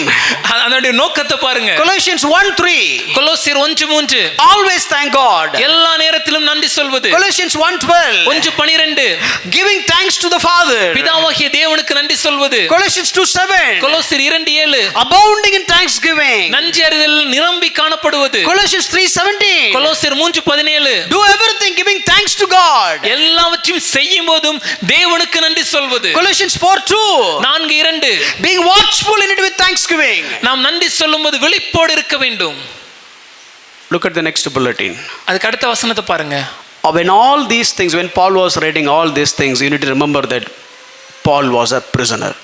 இந்த எல்லா காரியங்களையும் பவுல் எழுதும்போது பவுல் சிறைச்சாலையில் இருந்தார் என்பதை மறந்து விடக்கூடாது. இதுதான் being filled by the Holy Spirit. This is actually being filled by the Spirit. He was in the prison. ஐயா அவர் சிறைச்சாலையில தான் இருந்தாரு. He doesn't know what is going to happen to him. அவருக்கு என்ன நடக்கும்னு அவருக்கே தெரியாது. No surety about tomorrow. நாளைக்கு என்ன நடக்கும்ங்கற நிச்சயம் இல்ல. What happened to this ministry and so on. ஊழியம் என்ன இதெல்லாம் தெரியாது. Even in this situation. ஆனாலும் இந்த சூழ்நிலை. Look at how many times he said. எத்தனை முறை அவர் சொல்லி இருக்காருன்னு பாருங்க. Be thankful. நன்றியோடு காணப்படும் வாழ்க்கை. You can easily find it whether you are filled by the devil or filled by the Holy Spirit. நீங்க பரிசுத்த ஆவியினால் நிரம்பி இருக்கிறீங்களா இல்லனா பிசாசால நிரம்பி இருக்கிறீங்களா ரொம்ப எளிதா கண்டுபிடிச்சிரலாம். Simple. You are lamenting or giving thanks. புலம்புறீங்களா இல்ல நன்றி சொல்றீங்களா? It is not about the situation. அது சூழ்நிலைகளை பொறுத்ததல்ல. It is not about the people all around you. உங்களை சுற்றி இருக்கும் ஜனங்களை பொறுத்ததல்ல. It is not about the promotion. அது உங்களுக்கு வரும் பதவி உயர்வை பொறுத்ததல்ல. It is not about the money. அது பணத்தை பொறுத்ததல்ல. It is not about wife. அது மனைவியை பொறுத்ததல்ல. It is not about husband. கணவரை பொறுத்ததல்ல. It is not about children. குழந்தைகளை பொறுத்ததல்ல. It is not about in-laws. அதனுடைய in-laws பொறுத்ததல்ல. It is not about the prison or palace. palace. ஐயா அது அரண்மனையா இல்லன்னா சிறைச்சாலையா என்பதை பொறுத்ததல்ல. It is all about whether you are being filled with the Holy Spirit or filled with devil. இதனுடைய ஒரே அடிப்படை பரிசுத்த ஆவியால நீங்க நிரம்பி இருக்கிறீங்களா இல்ல பிசாசால நிரம்பி இருக்கிறீர்களா என்ற காரியமே. When was the last time in a difficult, sorrowful, pathetic, painful situation you give thanks to God? கடைசியா எப்போ உங்க வாழ்க்கையில ரொம்ப கடினமான தாங்கிக் கொள்ள முடியாத கஷ்டத்தின் மத்தியில உங்க தேவனுக்கு நன்றி சொன்னீங்க? So I have learned this lesson in a very hard situation. இந்த ஒரு சத்தியத்தை நான் ரொம்ப கடினமான ஒரு பாதையின் வழியாக கற்றுக்கொண்டேன். When I was in United States, I have a wonderful pastor. நான் அமெரிக்க தேசத்தில் தங்கி இருந்தபோது எனக்கு ஒரு நல்ல ஒரு போதகர் உண்டு. Very good, no, literally a gem of a person. ரொம்ப உண்மையாகவே மிகவும் நல்ல ஒரு மனிதன் அவரை சொல்லலாம். Even though I don't have agreement when it comes to there are few doctrines, but still he is a very good person. ஒரு சில சத்திய கோட்பாடுகளை பார்க்கும்போது எனக்கு அதோட உடன்பாடு இல்லாவிட்டாலும் ஆனா அவர் மனுஷரா அவரை பார்க்கும்போது ரொம்ப ஒரு நல்ல ஒரு மனுஷர். His elder daughter, who was serving at the Sunday school, she has got married. அவருடைய மூத்த மகள் அங்கு நடந்த அந்த வேத பாடம் சாலையில அவங்க ஒரு டீச்சரா பணியாற்றிருந்தாங்க. அவங்களுக்கு ஒரு திருமணம் நடந்தது. She was the in charge for the entire Sunday school. அந்த முழு சண்டே ஸ்கூலுக்கு அவங்க தான் பொறுப்பாளர். Literally she is also like a gem of a person. அவங்களும் உண்மையிலே ஒரு நல்ல ஒரு சகோதரி. I'll never forget those people. அந்த ஜனங்களை நான் மறக்க மாட்டேன். Dedication, அவ்வளவு ஒரு அர்ப்பணிப்பு, sincerity, அவ்வளவு ஒரு கண்ணியம், transparency, அவ்வளவு ஒரு வெளிப்படைத்தன்மை, courage, அவ்வளவு ஒரு தைரியம், standing in the faith, விசுவாசத்தில் நிலைத்திருந்து, very rugged when it comes to faith. விசுவாசம் அவ்வளவு கரடுமுரடா இருப்பாங்க. I have never seen tears in their eyes, even such very hard, difficult situations even. எவ்வளவு கடினம், எவ்வளவு போராட்டம், எவ்வளவு கஷ்டமான சூழ்நிலையானாலும் அவங்களுடைய கண்கள் அப்படி கண்ணீர்லாம் பார்த்தது இல்ல. And her name is Amy. அவங்களுடைய அந்த சகோதரியின் பேர் Amy. And she has got married. அவங்களுக்கு திருமணமானது. And that guy was a wonderful worship leader, songwriter and musicians, and he was like a multi-skilled person. அவர் திருமணமான அந்த சகோதரன் அவர் உண்மையிலே ஒரு சிறந்த பல வித்தைக்காரன்னு சொல்லலாம். அவர் நல்ல பாடல் எழுதுவார், இசையமைப்பார், பாடுவார், இந்த எல்லா காரியத்திலும் மிகவும் தேறினவரா இருந்தார். I saw him playing bass, I saw him playing acoustic, I saw him playing drums, and I saw him leading songs, I saw him writing songs, I heard him, he was working on the catering and so many things. He was such a wonderful smart person. அவர் மிகவும் தேறின ஒருவர். அவர் base guitar வாசிக்கிறது, acoustic guitar வாசிக்கிறது, drums வாசிக்கிறது, பாடல் எழுதுறது, பாடலுக்கு இசையமைக்கிறது, அது மாத்திரம் இல்ல கேட்டரிங்ல பணிபுரிகிறது, இப்படி பல காரியங்களை அவர் செய்வதை நான் பார்த்திருக்கிறேன். Even he could watch YouTube and fix your iPhone. ஒருவேளை உங்க போனுக்கு பிரச்சனை என்ன அவட்ட கொடுத்தீங்கன்னா உங்க ஐபோனை கூட அவர் யூடியூபை பார்த்து சரி பண்ணி கொடுத்துருவார். He did that for me. அவர் எனக்கே அதை செஞ்சாரு. Such a wonderful, skillful person. அவ்வளவு சிறந்த ஒரு தேறின ஒரு நபர். Both of them have got married. அவங்க இருவருக்கும் திருமணமானது. Wonderful marriage life. அருமையான ஒரு திருமண வாழ்க்கை. I think in the 6th or 7th month of her pregnancy they had complications. அவங்களுக்கு திருமணமாகி கர்ப்பத்தின் 6வது இல்ல 7வது மாதத்துல ஒரு கடினமான ஒரு சூழ்நிலை சந்திக்க வேண்டியதாயிற்று. Protein is passed on even in her urine. அவங்களுடைய சிறுநீர்லயே புரோட்டீன் கலந்து வெளியே வர ஆரம்பிச்சிச்சு. And they said you have to be admitted in the hospital. ஆகவே நீங்க உடனடியா ஹாஸ்பிடல்ல அட்மிட் ஆகணும்னு சொல்லிட்டாங்க. She was in the hospital for months. அவங்க மாதங்களாக அந்த மருத்துவமனையில் இருந்தாங்க. And she has delivered the baby. அவங்களுக்கு அப்படியே குழந்தையும் பிறந்தது. The baby name is Ella. அந்த குழந்தையின் பெயர் எல்லா. And the baby was born on Friday evening. அந்த குழந்தை பிறந்தது ஒரு வெள்ளிக்கிழமையோட சாயந்திரம். I'm sorry, maybe Friday or Monday or someday in the evening. அது வெள்ளியால் ஞாயிற்றுக்கிழமை ஞாபகம் இல்ல, ஒரு நாள் சாயந்திரம் பிறந்தது. So all of them came to the hospital. எல்லாருமே அந்த மருத்துவமனைக்கு வந்தாங்க. And they are celebrating. எல்லாருமே அந்த சந்தோஷத்தை கொண்டாடுறாங்க. And the baby was in the incubator. அந்த குழந்தையை இப்ப இன்குபேட்டர்ல வச்சிருந்தாங்க. Because some complications they said. ஏன்னா அவங்க சொன்னாங்க ஒரு சில காம்ப்ளிகேஷன் இருக்கு அப்படினாங்க. And they were just having the peace and singing songs and enjoying in the hospital room. அந்த மருத்துவமனையில சந்தோஷத்தை கொண்டாடுறதுக்கு அவங்க பீஸா சாப்பிட்டு பாடலை பாடி அப்படி சந்தோஷமா இருந்தாங்க. And suddenly the senior doctor came. அப்ப திடீர்னு அந்த மூத்த அந்த மருத்துவர் வந்தார். And the doctor said, அவர் சொன்னார், I'm very sorry to say this. நான் அது கஷ்டமான காரியம், நான் சொல்வதற்காக என்னை மன்னித்துக் கொள்ளுங்கள். The baby's lungs is not working at all. அந்த குழந்தையோட நுரையீரல் செயல்படவில்லை. And we don't think the baby will make it tomorrow. நாளை தினம் அந்த குழந்தை உயிரோட இருக்காது, அதுக்கு வாய்ப்பு இல்லை அப்படி சொல்லிட்டாங்க. And they brought the baby to the room. அப்படி சொல்லி இன்குபேட்டர்ல இந்த குழந்தைய அப்படி ரூமுக்கே கொண்டு வந்துட்டாங்க. And they said, we cannot treat the baby because she is a vegetable. ஏன்னா அவங்க சொன்ன காரியம், இதற்கு மேல இந்த குழந்தைக்கு எந்த மருத்துவமும் செய்ய முடியாது, ஏன்னா இது ஒரு காய்கறி மாதிரி, எந்த பிரயோஜனம் இல்லைன்னு சொல்லி கொடுத்துட்டாங்க. The wonderful joyful noise had gone. அந்த சந்தோஷத்தின் துணி அப்படியே இறங்கி விட்டது. They never knew this. அவங்களுக்கு இது தெரியாது. So shock, it was a shock. அது ஒரு பெரிய அதிர்ச்சி. They given the baby and they left. அவங்க அந்த குழந்தை, அந்த மருத்துவர் அந்த குழந்தையை கொடுத்து விட்டு அப்படி போயிட்டாங்க. Still I remember what that wonderful man of God said.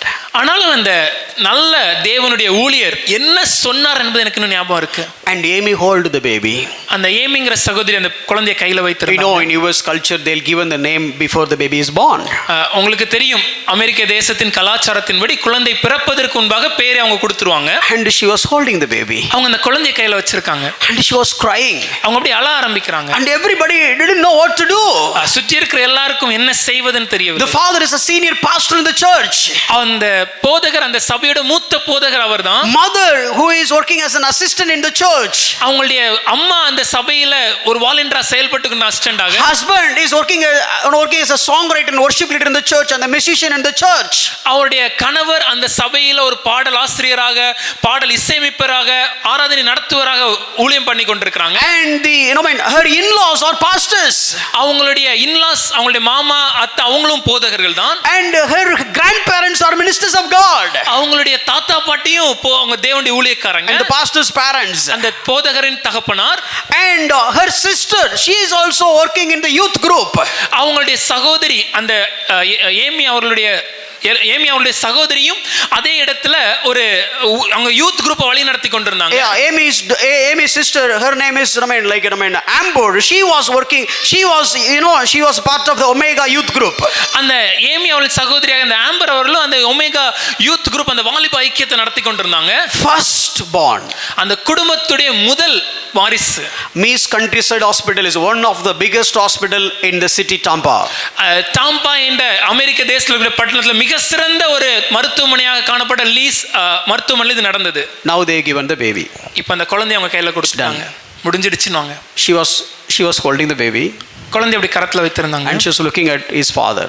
அப்படி தன் தகப்பனை ஏறிட்டு பார்த்தாங்க. And she said, Dad, what I need to do now? அப்பா, நான் என்ன செய்யணும்? You know what is the answer from the father who is really literally filled by the Holy Spirit? பரிசுத்த ஆவியினாலே நிரம்பின அந்த தகப்பனாரின் பதில் என்ன தெரியுமா? He said, அவர் சொன்னார், Amy, let's thank God for Ella. எல்லாவருக்காக நாம் தேவனுக்கு நன்றி சொல்லுவோம். சாவ போற Ella, it's going to die. You will never know whether she will make it tomorrow or not. நாளை தினம் அந்த குழந்தை உயிரோடு இருக்குமான்னு நமக்கு தெரியாது. According to the medical science, she was the vegetable. மருத்துவமனை கொடுத்த அறிக்கையின்படி, அறிவியலின்படி அந்த குழந்தை ஒரு காய்கறி. Then they started and literally she said, thank God for Ella. உண்மையாகவே அவர் சொன்னார், இந்த எல்லா என்கிற குழந்தைக்காக தேவனுக்கு நன்றி சொல்லுவோம். She was crying and said, thank God for Ella. அழுது கொண்டே சொன்னாங்க, இந்த கர்த்தாவே உமக்கு நன்றி. And it is happening all around 11 o'clock, after 10 o'clock night. அது ராத்திரி 10 மணிக்கு மேல நடந்த காரியங்கள் இவை. And everybody was keep saying, thank God for Ella. அங்க இருந்து எல்லாரும் சேர்ந்து கர்த்தாவே எல்லாவருக்காக உமக்கு நன்றி சொல்கிறோம். No other words to pray. வேற எந்த வார்த்தைகளும் ஜெபிப்பதற்கு அப்பொழுது இல்லை. In fact, don't know what to pray, how to pray, what words they can use for as a prayer. இன்னும் சொல்ல போனா என்ன ஜெபிக்கணும், இல்ல எப்படி ஜெபிக்கணும், என்ன வார்த்தையை சொல்லி எதற்காக ஜெபிப்பது? Oh, the hearts was bombarded with the pain and sorrow. இருதயங்களானது வலியினாலும் ஏக்கத்தினாலும் உடைந்து போயிருந்த சமயம். And they say, thank God for Ella. ஆனாலும் சொன்னாங்க, எல்லாவருக்காக கர்த்தாவே உமக்கு நன்றி. Thank God for Ella. கர்த்தாவே எல்லாவருக்காக. This is the only prayer till 5 o'clock. இந்த ஒரே ஜெபத்தை தான் காலை 5 மணி வரை அவங்க செஞ்சிருந்தாங்க. And 5 o'clock the room was open. 5 மணிக்கு அந்த கதவை திறந்தாங்க. The nurse came. அந்த மருத்துவமனையில இருந்த அந்த செவிலியர் வந்தாங்க. And she said, give me the baby. அவங்க சொன்னாங்க, குழந்தை என்கிட்ட கொடுங்க. Why are you shouting? ஏன் கத்துறீங்க? Oh, without mask you are just all the germs all around. Give me the baby. அது பிறந்த குழந்தை, நீங்க எந்த மாஸ்க்கும் போடாம இப்படி பேசுறதுனால அது ஜெர்ம்ஸ்ல இன்ஃபெக்ட் ஆகும். குழந்தையை கொடுங்க. And he is asking, what is wrong with you? அவங்க கேட்டாங்க, இல்ல என்ன என்ன என்ன பிரச்சனை உங்களுக்கு? You only said the baby will not make it. நீங்க தான் சொன்னீங்க குழந்தை நாளைக்கு மரித்து விடும்னு. Now with this James, the baby will be infected. இல்ல நாங்க பேசும்போது அதுல இருந்து வரக்கூடிய இந்த ஜெர்ம்ஸ்னால குழந்தைக்கு என்ன ஆக போகுது? You know what that nurse told? அந்த செவிலியர் என்ன சொன்னாங்க தெரியுமா? So far it was a vegetable, now she is our patient, give the baby. இதுவரைக்கும் அது ஒரு காய்கறியா இருந்துச்சு, ஆனா இந்த நிமிடத்துல இருந்து இந்த மருத்துவமனையில இருக்கக்கூடிய அனுமதிக்கப்பட்ட ஒரு நோயாளியாக அது காணப்பட போது எங்க கிட்ட கொடுங்க அப்படி. I'm wondering how can you hear this without clapping or say hallelujah? கரங்களை தட்டாமல் கர்த்தருக்கு நன்றி சொல்லாமல் எப்படி இதை நீங்க கேக்குறீங்கன்னு எனக்கு தெரியும். இது பெரிய அதிசயம் நினைக்கிறேன். No, I have shared this story so many times, but every time I hear this, I'll be crying. நான் இந்த சம்பவத்தை பலமுறை சொல்லி இருக்கிறேன். நான் ஒவ்வொரு முறையும் சொல்லும்போது என் கண்ணீர் இல்லாம சொன்னது. And they have taken the baby to the they have taken the baby for treatment. அந்த குழந்தை அப்படி வாங்கி கொண்டு அந்த மருத்துவமனையில சிகிச்சைக்காக எடுத்து சென்றாங்க. The baby is still alive. இன்னைக்கும் அந்த குழந்தை உயிரோட இருக்குது ஐயா. With 2 more sisters, I think. அதுக்கு இன்னும் 2 சகோதரி இருக்காங்கன்னு நினைக்கிறேன். Thank God. கர்த்தருக்கு நன்றி சொல்வோம். Be thankful. நன்றி சொல்ல வேண்டும். At any point of situation. எந்த சூழ்நிலையா இருந்தாலும். If you don't know anything to do, the only great thing you can do is be thankful to God. That is what being filled by the Holy Spirit. நம் வாழ்க்கையில நாம் என்ன செய்வது என்று தெரியாமல் திகைத்து நிற்கும் சமயத்திலே நாம் செய்யத்தக்க மிக சிறந்த ஒரு காரியம் நம் தேவனுக்கு நன்றி சொல்வது. You know, secret of happy homes. இந்த சந்தோஷமான குடும்பத்துக்கு பின்னாடி இருக்கக்கூடிய ரகசியம் என்ன தெரியுமா? If you want to make your home like a happy home, உங்க குடும்பத்தை உங்க வீட்டை ஒரு சந்தோஷமான ஒரு வீடா மாத்திரம் நீங்க நினைச்சீங்கன்னா, let me tell you very simple strategy. ஒரு எளிமையான ஒரு வியூகத்தை உங்களுக்கு சொல்லி கொடுக்கிறேன். Just keep thanking God for everything. எல்லா சூழ்நிலையிலும் தேவனுக்கு நன்றி சொல்ல கற்றுக்கொள்ளுங்க. If wife is cooking something like sambar, thank God for the sambar. ஒரு சாம்பார் மாதிரி ஏதாவது ஒண்ணு கொண்டு மனைவி சமைச்சு கொடுத்தா கூட நன்றி சொல்லுங்க அந்த சாம்பாருக்காக. Something like a biryani, she called it a biryani and you tasted like a tomato rice, thank God for it. ஒருவேளை அறுசுவை பிரியாணின்னு கொடுத்திருந்தாலும் சாப்பிட்டு பார்க்கும்போது அது ஒரு தக்காளி சாதமா இருந்தாலும் தேவனுக்கு நன்றி சொல்லுங்க. And praise God for each other. ஒருவருக்கு ஒருவர் நன்றி சொல்லுங்கள். When was the last time you praised God for your wife? உங்க மனைவிக்காக கடைசியாக நீங்க எப்பொழுது தேவனுக்கு நன்றி சொன்னீங்க? I asked the same statement last week. Did anyone try that this week? கடந்த வாரம் இதே கேள்வியை கேட்டேன். இந்த ஒரு வாரம் யாராவது ஒருத்தர் முயற்சி பண்ணி பாத்தீங்களா? யாராவது ஒருத்தராவது இப்படி ஒரு மனைவியை கொடுத்ததுக்கு நன்றி ஆண்டவரேன்னு சொன்னீங்களா? எப்போ உங்க தனி ஜெபத்திலையா? அத வைஃப் முன்னே சொல்லும், praise God for such a wonderful wife. ஒன்னு சொல்ல say that. ஐயா உங்க மனைவி முன்னாடி you stand in front of you and in front of your wife and say I thank God for you. அப்படி சொல்லி தேவனுக்கு நன்றி சொல்ல கற்றுக்கொள்ளுங்க. Embrace your husband and tell God thank God for this wonderful husband.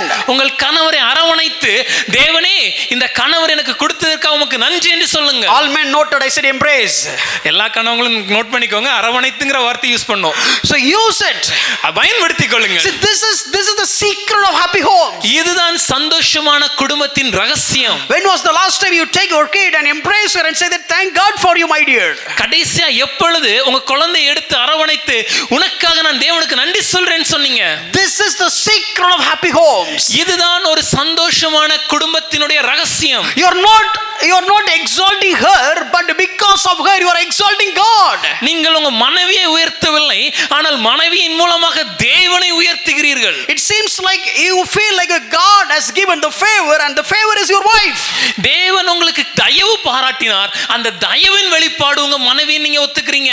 A very simple biblical principle. ரொம்ப எளிமையான வேதத்தினால ஒரு அடிப்படை சத்தியம் இது. If you are not thanking God for all that you have, then you believe that it is not good. உங்களுக்கு தேவன் கொடுத்திருக்கிற எல்லாவற்றிற்காகவும் நீங்கள் தேவனுக்கு நன்றி சொல்லவில்லை என்றால் அதுக்கு அர்த்தம் என்னன்னா தேவன் இதை எனக்கு தீமையான ஒன்று கொடுத்துட்டார் நீங்க நினைக்கிறதா? If I don't thank God for my wife, then I am telling a message to this world, this wife is not good. ஒருவேளை உங்களுடைய மனைவிக்காக நீங்க தேவனுக்கு நன்றி சொல்லவில்லைன்னா அதுக்கு உலகத்துக்கு நீங்க சொல்ல வர செய்தி என்னன்னா இந்த மனைவி ஒரு சரியான மனைவியா இல்ல நீங்க சொல்ல வரீங்க. Because James 1:17 says every good gift that comes from God.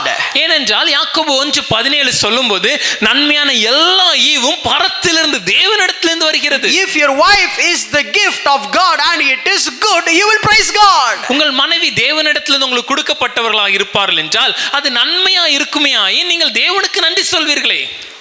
Are you doing that? அது செய்றோமா? Even if you don't do that, let me tell you, start doing it every now and then. This is the secret to make your home as a happy home. ஒருவேளை இப்படி ஒரு காரியம் உங்க வீட்டில் இல்லைன்னா கூட இன்னைக்கே அதை செய்ய ஆரம்பிங்க. உங்க வீடை ஒரு சந்தோஷமான குடும்பமாக மாற்றுவதற்கு இதுவே ஒரு ரகசியம். Let me ask one question before we move on to the next one. இன்னொரு கேள்வி கேட்கிறேனே அடுத்த செய்தி சொல்ல முன்னாடி. Have you ever seen your home and felt like, okay, this is how heaven will be, or this is how hell will be? அப்படின்னு feel பண்ணியிருக்கீங்களா? எப்போதாவது உங்க வீட்டை பார்க்கும்போது உங்க வீட்டை நீங்களே சுற்றி பார்த்துட்டு ஐயா பரலோகம் இப்படிதான் ஐயா இருக்கும் அப்படி நீங்க நினைச்சிருக்கீங்களா? இல்லைனா ஐயோ நரகமா இருக்கே, நரகம் இப்படிதான் இருக்கும் அப்படி நினைச்சிருக்கீங்களா? ஏதாவது ஒன்று ஒரு பக்கம் கை தூக்க, எதுக்கும் கை தூக்க, பொதுவாக கை தூக்க, இல்லை ஏதாவது ஒன்று நினைச்சிருக்கீங்களா? We will not ask for which you thought so, but definitely if you have thought so, please raise your hand. Let me tell you, if you want to get a glimpse of heaven, that taste should start from home. That is what scholars says.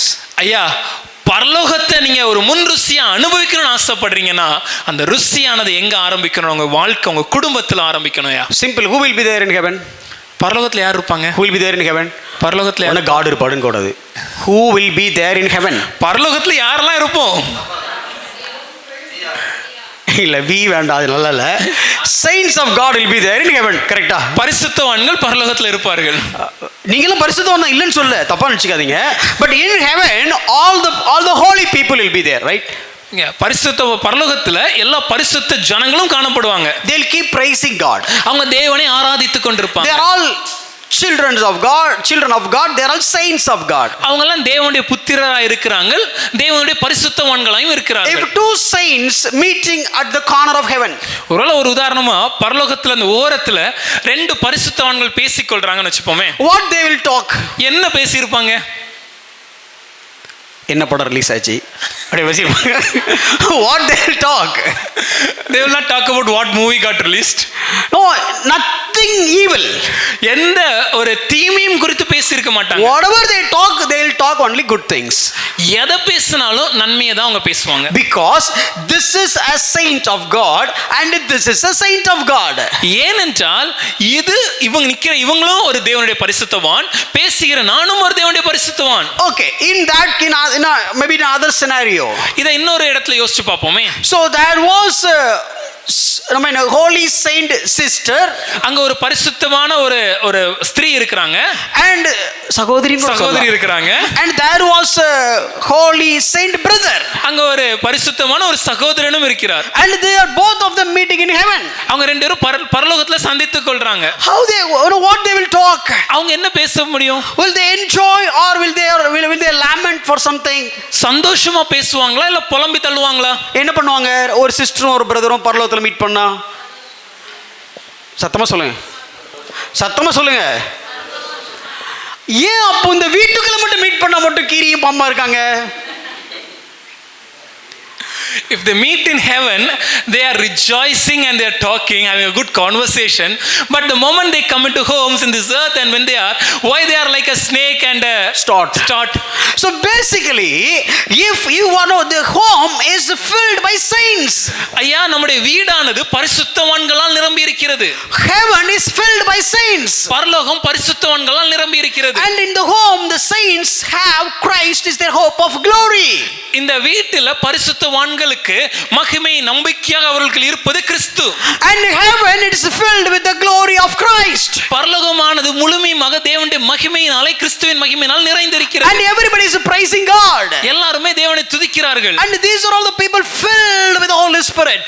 இந்த வீட்டில் இருக்கிற ஜனங்களும் பரிசுத்தாவினால் நிரம்பி இருக்கிறவர்கள். So they have to be joyful. ஆகவே அவங்க சந்தோஷமா இருக்கணும். Heaven is joyful. பரலோகத்துல சந்தோஷம் இருக்கிறது. Heaven has thanksgiving and praising. பரலோகத்துல தேவனை ஸ்தோத்திரிப்பதும் துதித்தலும் உண்டு. And here also two people inside the bedroom and they are filled with the Holy Spirit. They are praising and giving thanksgiving. அதே போல இந்த உலகத்துல இந்த வீட்ல இரண்டு ஜனங்கள் அவங்க வீட்ல இருக்கும்போது பரிசுத்தாவினால் நிரம்பி அவர்கள் தேவனை ஸ்தோத்திரிப்பதும் துதிப்பதுமாய் காணப்பட வேண்டும். So obviously home is the little heaven.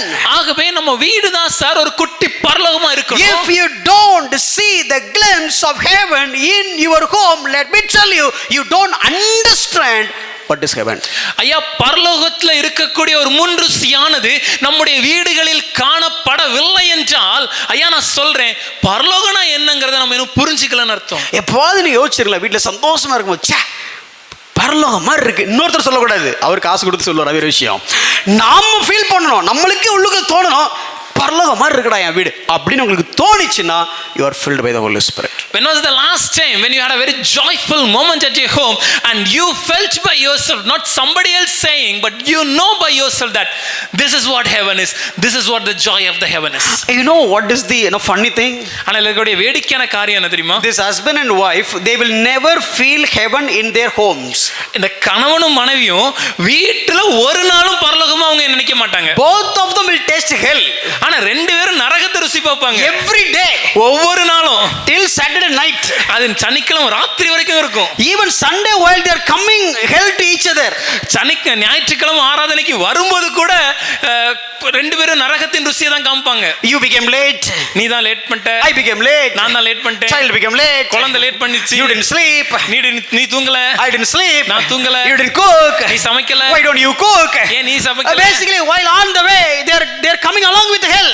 வரும்போதே அப்படி நரகத்தை கூட்டி கொண்டே வருவாங்க. The moment they enter into this building, ஆனா இந்த சபை ஆலயத்துக்குள்ள வரும்போது அப்படியே அந்நிய பாஷையில நிரம்பி அப்படியே ஆவியில பரலோகமே என் சொந்தமே எங்க போச்சு? ஏன் இந்த hypocrisy? But the moment we enter into the church building, we clap our hands, filled with the Spirit, when we even sing, we speak in tongues, claim to speak in tongues and say, heaven is everything for me. They will say, ஏன் இந்த மைமாலம்? They're standing next to each other.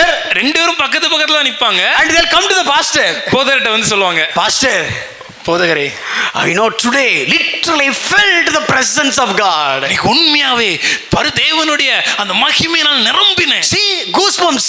பாருங்க, புல்லரிச்சிச்சு. வீட்லயே அரிக்கல. But why not at home? What is the problem? வீட்ல எங்கயா பிரச்சனை? Husband will come and tell the worship leader.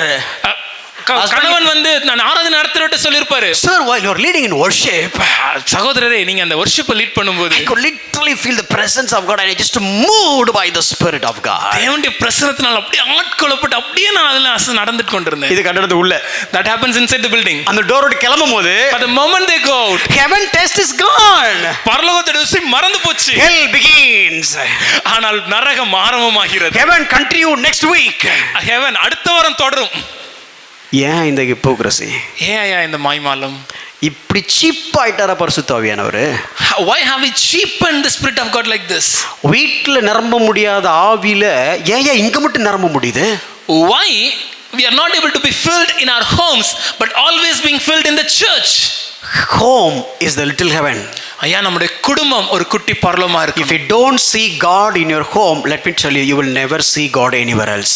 உங்க வீட்டில் நீங்க தேவனை தரிசிக்கவில்லை என்றால் வேறு எங்கும் தேவனை தரிசிக்க முடியாது. If your husband don't feel like okay you are a little heaven, உங்க கணவர் உங்களை பார்க்கும்போது ஒரு குட்டி பரலோகமா அவர் பார்க்கலனா, if your wife is not just seeing you like a little heaven, உங்க மனைவி உங்களை பார்க்கும்போது குட்டி பரலோகமா பார்க்கலனா, if your children is not seeing you as a little heaven, உங்க குழந்தைகள் உங்களை பார்க்கும்போது குட்டி பரலோகமா பார்க்கலனா, and if you don't enjoy when all these people are being together, நீங்க எல்லாரும் இணைந்து இருக்கும்போது இந்த சந்தோஷத்தை நீங்க அனுபவிக்கலாம் as if you are in heaven, அவர் பரலோகத்துல இருக்கிற மாதிரி உங்களுக்கு இல்லனா, you need to reevaluate your filled by the Holy Spirit terminology.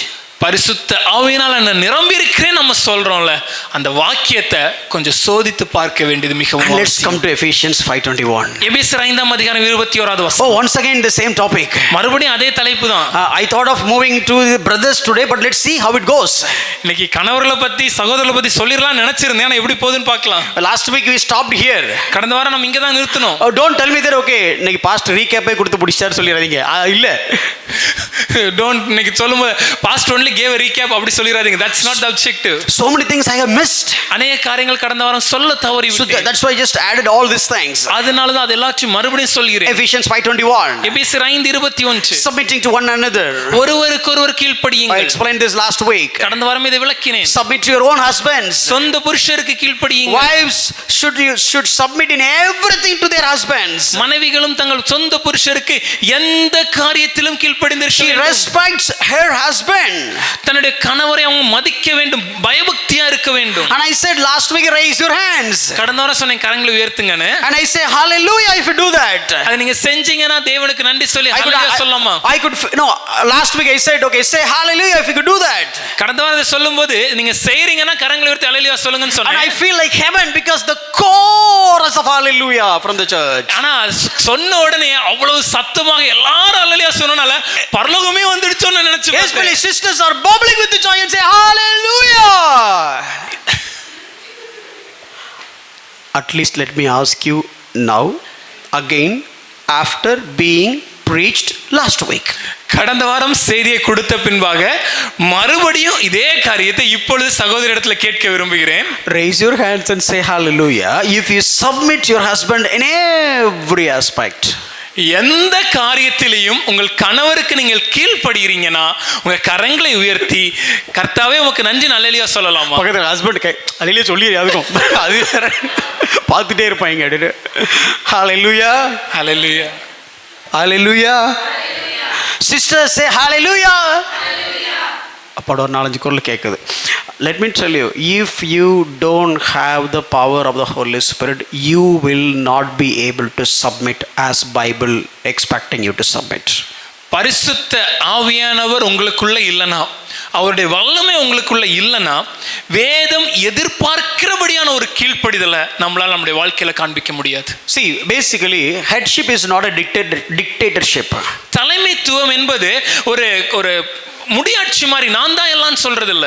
No, husband don't think that okay, I mean last week I said I'll cover this. கடந்த வாரம் சொல்லியிருந்தோம்ல புருஷருக்கும் சொல்லுவோம், அதனால சொல்லிடுறோம். Husband don't think that since you are the head means you are a dictator.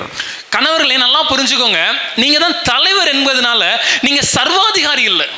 And wife, மனைவிகளே, since you are obeying to your husband, கணவருக்கு கீழ்ப்படிவதினாலே it is not something like you're obeying his command. நீங்க கீழ்ப்படிவதோ அவருடைய கட்டளைகளுக்கு அடிபணிந்து போறது. And you are lesser than him. அதனால அவங்களுக்கு நான் கீழானவன் என்று அர்த்தம் இல்ல. No, you it's something like your obedience is, or let me put it in this way, if I am working as a collector. ஒரு உதாரணம் சொல்லனா, இப்போ போதகர் ஒரு கலெக்டர்னு வெச்சுப்போம். And இவர்தான் பெரிய ஆள் மாதிரி இருக்கார், பட் பரவாயில்ல, he is like a peon. ஒருல என்ன அந்த காட்டுல வேலை பார்க்குற ஒரு பியூன் வச்சுப்போம். சிரிக்கிறாங்க, நான் மாற்றி சொல்லட்டுமா? Okay, let him be a collector. இது போயிடலாம். Okay, I am a collector and he is a peon. போதகர் கலெக்டராவோ என்ன பியூனாவோ நம்பிக்கோங்க. ஆனால் collector peon is looking like me. Yeah, collector tell me. Okay, so this collector is giving some order. அப்போ collector வந்து எனக்கு ஒரு order கொடுக்குறாரு. பரவாயில்ல, நிறைய ஸ்கோர் பண்ணுறாங்க, அதான் பிரச்சனை. Collector is giving order. Collector ஒரு கட்டளை கொடுக்குறாரு. And the peon is immediately obeying. உடனே பியூன் உடனே அதை செய்றாரு. I should not go and look at my wife. உடனே நான் போயிட்டு மனைவியை பார்த்து, Hey wife, come here. மனைவி இங்க வா, Look at. இங்க பாரு. You know what is obedience? கீழ்ப்படிதல் என்ன தெரியுமா? You know what is submission? ஒப்பு கொடுக்கிறது என்ன தெரியுமா? When the collector says one word, collector ஒரு வார்த்தை சொன்ன உடனே that peon is just immediately obeying. அந்த பியூன் உடனே அதை செஞ்சு முடிக்கிறாரு. I want you to obey like this. இத மாதிரி நீயும் கீழ்ப்படியணும். Wrong understanding. தவறான புரிதல் ஐயா. That is not obedience. இது கீழ்ப்படிதல் அல்ல. See, that is not Bible. That obedience is not Bible talking about. இப்படிப்பட்ட ஒரு கீழ்ப்படிதலை குறித்து வேதம் நமக்கு விளக்கவில்லை. Husbands, please understand. கணவர்களே நல்லா புரிஞ்சுக்கோங்க. Even though you are husband, நீங்க கணவராக இருந்தாலும் you are not here to dictate your wives. உங்க மனைவியை ஒரு சர்வாதிகாரி மாதிரி நடத்துவதற்கு நீங்கள் அழைக்கப்படவில்லை. கொஞ்சம் ஃபீமேல் ஓட்டு வேணும் நமக்கு, அதனால okay. Don't treat your wife like a dictator. ஒரு சர்வாதிகாரி மாதிரி உங்க மனைவியை நீங்க நடத்தாதீங்க. But wives, மனைவிகளே, இப்போ நம்ம இந்த ஓட்டு எடுக்கிறோம். You know what you need to do? நீங்க என்ன செய்யணும் தெரியுமா? When you obey your husbands, கணவருக்கு கீழ்ப்படியும் போது, it is not because of this peon is obeying this collector. இந்த பியூன் கலெக்டருக்கு கீழ்ப்படிவது மாதிரி இல்ல. Because he'll make him to quit. ஏன்னா அப்படி செய்யலனா வேலையை விட்டு அனுப்பிச்சிடுவாரு. Or he will send him out. இல்லனா வெளியே துரத்திடுவாங்க. So this guy is obeying to this collector because he is depend on this guy. இந்த பியூன் இந்த கலெக்டருக்கு ஏன் கீழ்ப்படுகிறார்னா, இந்த பியூன் இந்த கலெக்டரை நம்பி இருக்கிறார், சார்ந்து இருக்கிறார். But the wife is obeying the husband because she is willingly, lovingly make it as a choice to give glory to God. ஆனால் மனைவி, புரிஞ்சவங்க ஒரு அலையிலே சொல்லட்டும் முதல்ல. சொல்லிட்டாங்க. இப்போ டிரான்ஸ்லேட் பண்ணி. ஆனா மனைவி ஏன் கணவருக்கு கீழ்ப்படுகிறாங்கன்னா, மனைவி தானாக முன் வந்து முழு மனதோட தேவனுக்கு மகிமை செலுத்தும் வண்ணதுமாக அது செலுத்த வேண்டும் என்பதற்காக கணவருக்கு கீழ்ப்படுகிறாங்க. See, sometimes the police commissioner is like a young guy who has not even got married. சில நேரம் போலீஸ் கமிஷனரை பார்த்தீங்கன்னா ரொம்ப இளம் வாலிபனாக திருமணம் ஆகாதவராக காணப்படலாம். But the driver for the commissioner is like a old man. ஆனா அந்த கமிஷனருக்கு வாகனத்தை ஓட்டும் அந்த ஓட்டுநர் வயதான ஒரு முதியவர். But this old man, ஆனா இந்த வயதான இந்த அண்ணன் calling this young man as a sir.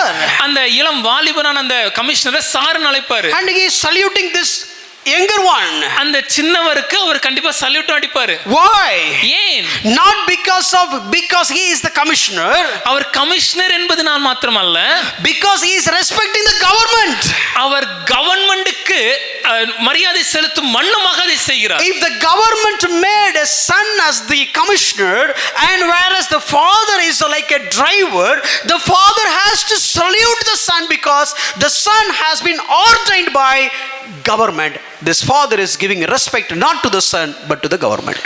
ஒருவேளை அந்த அரசாங்கமானது அந்த இளம் வாலிபனான ஒரு மகனை கொண்டு வந்து கலெக்டராக அந்த இடத்துல வைத்திருக்கிறார்கள், போலீஸ் கமிஷனராக வைத்திருக்கும் போது அதே அலுவலகத்தில் தந்தை அங்கே வாகனம் ஓட்டுற ஒரு டிரைவராக இருந்தா கூட அந்த தகப்பனார் தன்னுடைய மகனை பார்க்கும்போது அவரை மரியாதை செலுத்துவது, சல்யூட் அடிப்பது எதுக்குன்னா அந்த மகனுக்கு அல்ல, அந்த மகனுக்கு அந்த கமிஷனருக்கு இடத்துல தன்னுடைய மகனை நியமனம் செய்த அரசாங்கத்திற்கு கொடுக்கும் மரியாதை. So why is whenever you obey your husbands, அதே போல மனைவிகளே நீங்க உங்க கணவருக்கு கீழ்ப்படியும் போது it is not something you're obeying your husbands. அது கணவருக்கு மாத்திரம் கீழ்ப்படிவதல்ல.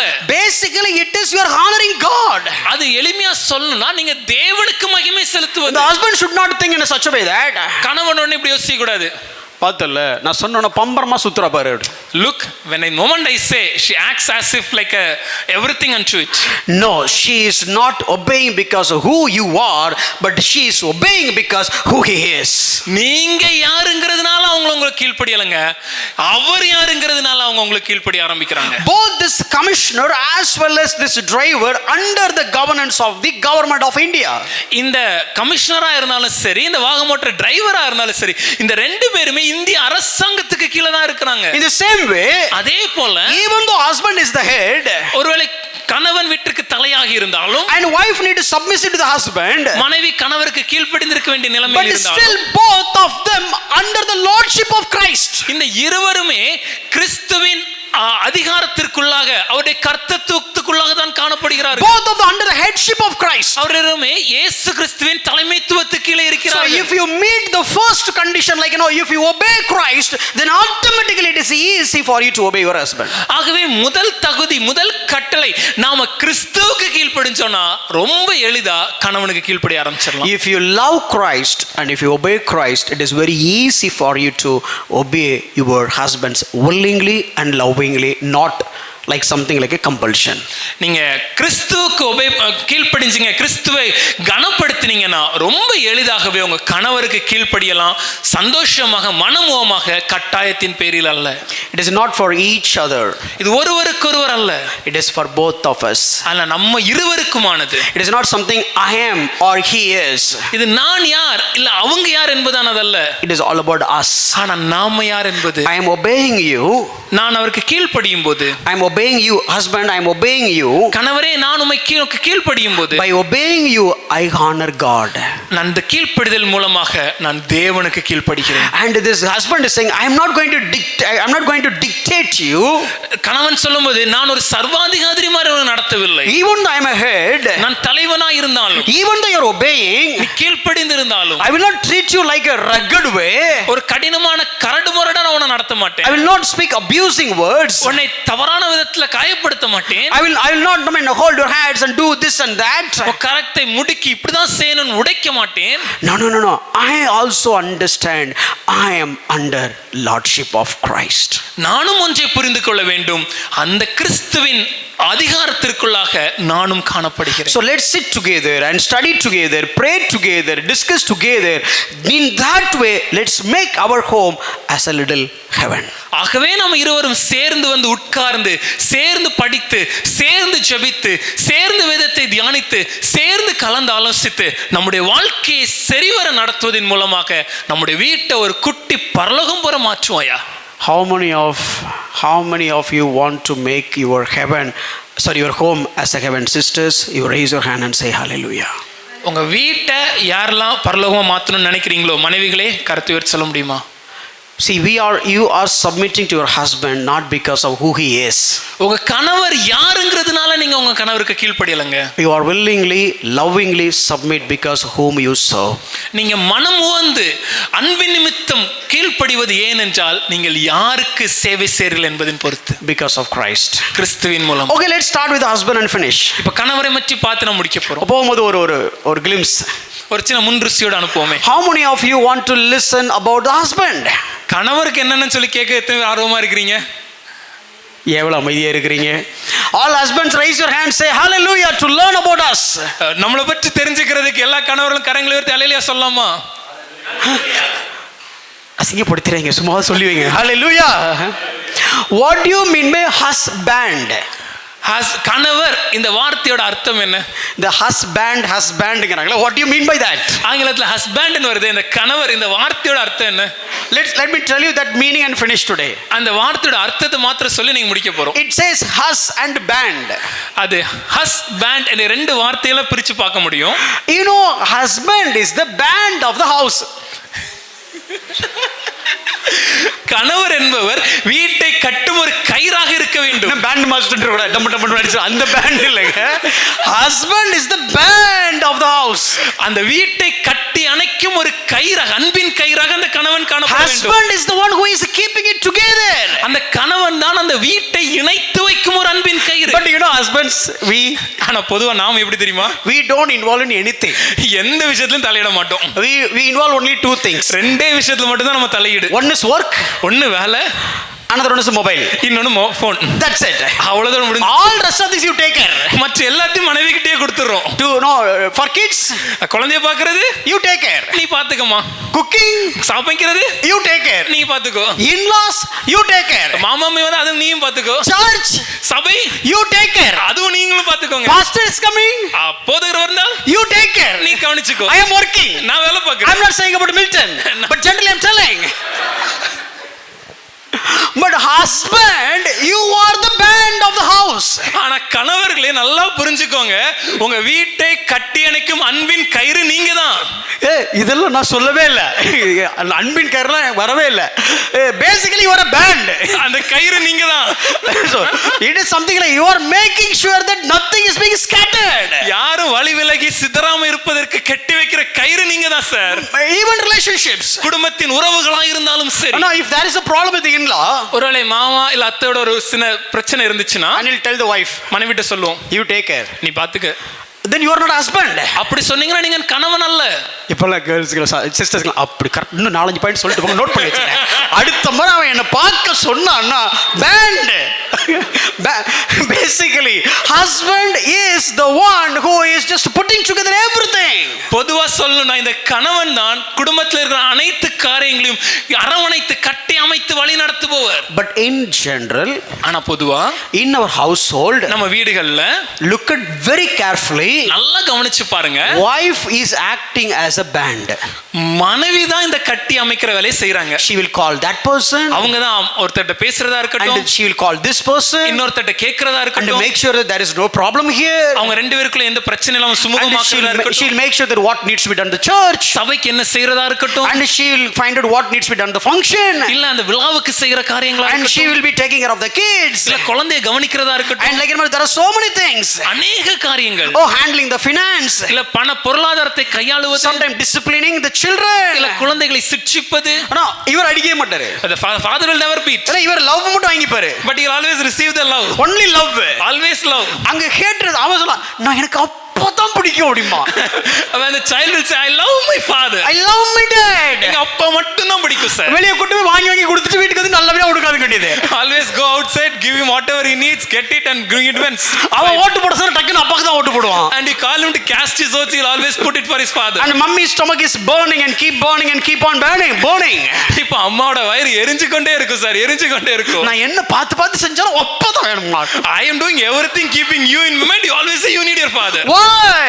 ஏன்? Husbands are not playing the role of husbands. கணவர்களே, நீங்கள் கணவருக்குரிய செய்ய வேண்டிய காரியங்களை செய்யாமல் இருப்பதினாலேயே. You are here to banding the finance. அந்த வீட்டின் பொருளாதாரத்தை கட்டி அமைக்கிற வேலை உங்களுடையது. You are here to banding the disciplinary actions. அந்த குழந்தைகளை சிட்சித்து வளர்க்கும் காரியம் உங்களுடையது. You are here to taking care of all the relationships. எல்லா உறவுகளையும் சரியாக பராமரிக்கும் கட்டி அமைக்கும் வேலை உங்களுடையது. All the family affairs are your responsibility. எல்லா குடும்ப காரியங்களும் உங்களுடையது.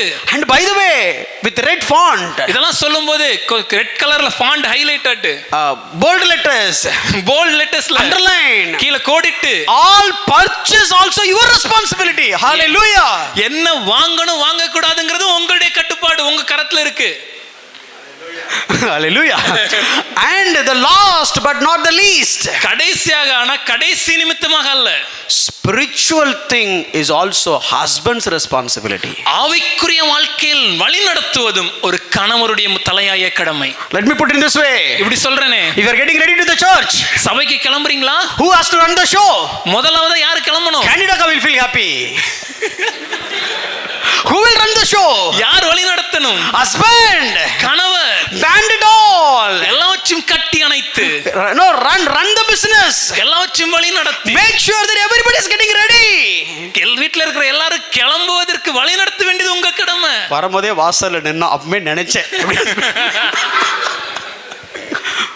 It's all, we are all one family. Please, understand my heart. நம்ம எல்லாரும் ஒரே குடும்பம் என்பதனால தான் சொல்றோம். என் இதயத்தை புரிந்து கொள்ளுங்கள். There are so many families I heard from the mothers.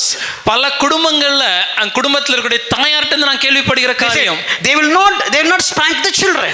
குடும்பத்துல குழந்தைகளை அடிக்க மாட்டாங்க. And I need to do everything when it comes to church. சபைக்கு வந்தா எல்லா விஷயத்தையும் நான் தான் செய்யணும். And they will not taking care of the kids. வீட்டுல குழந்தைகளை அவங்க கண்டுக்கவே மாட்டேங்கிறாங்க. And especially during the women's meet. அதுல குறிப்பா இந்த பெண்கள் கூடிய நடக்கும்போது எங்க தான் போவாங்கன்னு தெரியல. We don't know where they are going. Last week எனக்கே தெரியல எங்க போனாங்கன்னு. Last week even I don't know where they went. They said we were there. சொன்னாங்க நான் வெளிய அங்க. Where you were? எங்க சார் இருந்தீங்க? We were there, that's it. அங்க தான் சார் இருந்தோம். Sir, husband, கணவர்களே, band it all. எல்லாவற்றையும் கட்டி அணையுங்கள். Let me give a warning sign. ஒரு எச்சரிக்கையாக சொல்கிறேன். If you don't play this role, நீங்க இந்த கடமையை சரிவர செய்யவில்லை என்றால், if you don't play this role, இந்த காரியத்தை கணவராக இருந்து நீங்க செய்ய வேண்டிய காரியங்களை செய்யலனா, immediately wife will take over the responsibilities. உடனடியாக மனைவிகள் அந்த வேலைகளை செய்ய ஆரம்பிச்சிடுறாங்க. இந்த ஆபீஸ்ல பாத்தீங்களா, மேனேஜர் வரல அப்படின்னா அங்க இருக்கிற ஒரு அல்லக்க இருப்பான், அவனே மெயில் போட்டுருவான். Look very carefully in the offices. When the manager didn't come, there will be a person in the office who will immediately send out a mail. Because indirectly he is trying to take that position. ஏனா நேரடியாகவும் மறைமுகமோ அந்த இடத்தை அடைய ஆசைப்படுகிறான். If you are not the band, the wife will act as a band. And I'm telling you very seriously, if the wife will act as a band, it is a dangerous sign. ஒருவேளை நீங்கள் கணவராக செயல்படவில்லை என்றால், கணவர் செய்ய வேண்டிய வேலையை நீங்க செய்யலனா, மனைவி அந்த கட்டி அமைக்கிற வேலையை செய்ய ஆரம்பிப்பாங்க. ரொம்ப ஆபத்தான ஒரு விஷயத்தை நான் உங்களுக்கு சொல்றேன். அது வேதத்தின்படி தவறான ஒரு உதாரணம். எப்ப கட்டுவாங்கன்னு தெரியாது, எப்ப கட்ட அவுத்துடுவாங்கன்னு தெரியாது. We don't know when they will band it together and we'll never know when they will tear it apart. You thought she is taking care of everything. நீங்க நினைச்சிப்பீங்க எல்லாத்தையும் மனைவி பாத்துக்கறாங்கன்னு. One day, ஒரு நாள் she will untie the knot. அதை கட்ட அவிழ்க்கும்போது everything will be scattered. எல்லாம் சிதறி போகும். And you never had any experience and you don't know what to do. இதுவரைக்கும் இப்படிப்பட்ட அனுபவம் உங்களுக்கு கிடையாது. இப்போ என்ன பண்ணணும்னு தெரியாது. One small example I will finish. ஒரே ஒரு உதாரணத்தை சொல்லி முடிக்க போறேன். You know what Haman's wife did? ஆமான் அவங்களுடைய மனைவி என்ன செஞ்சாங்க தெரியுமா? Today that is what they are going to study in Sunday school.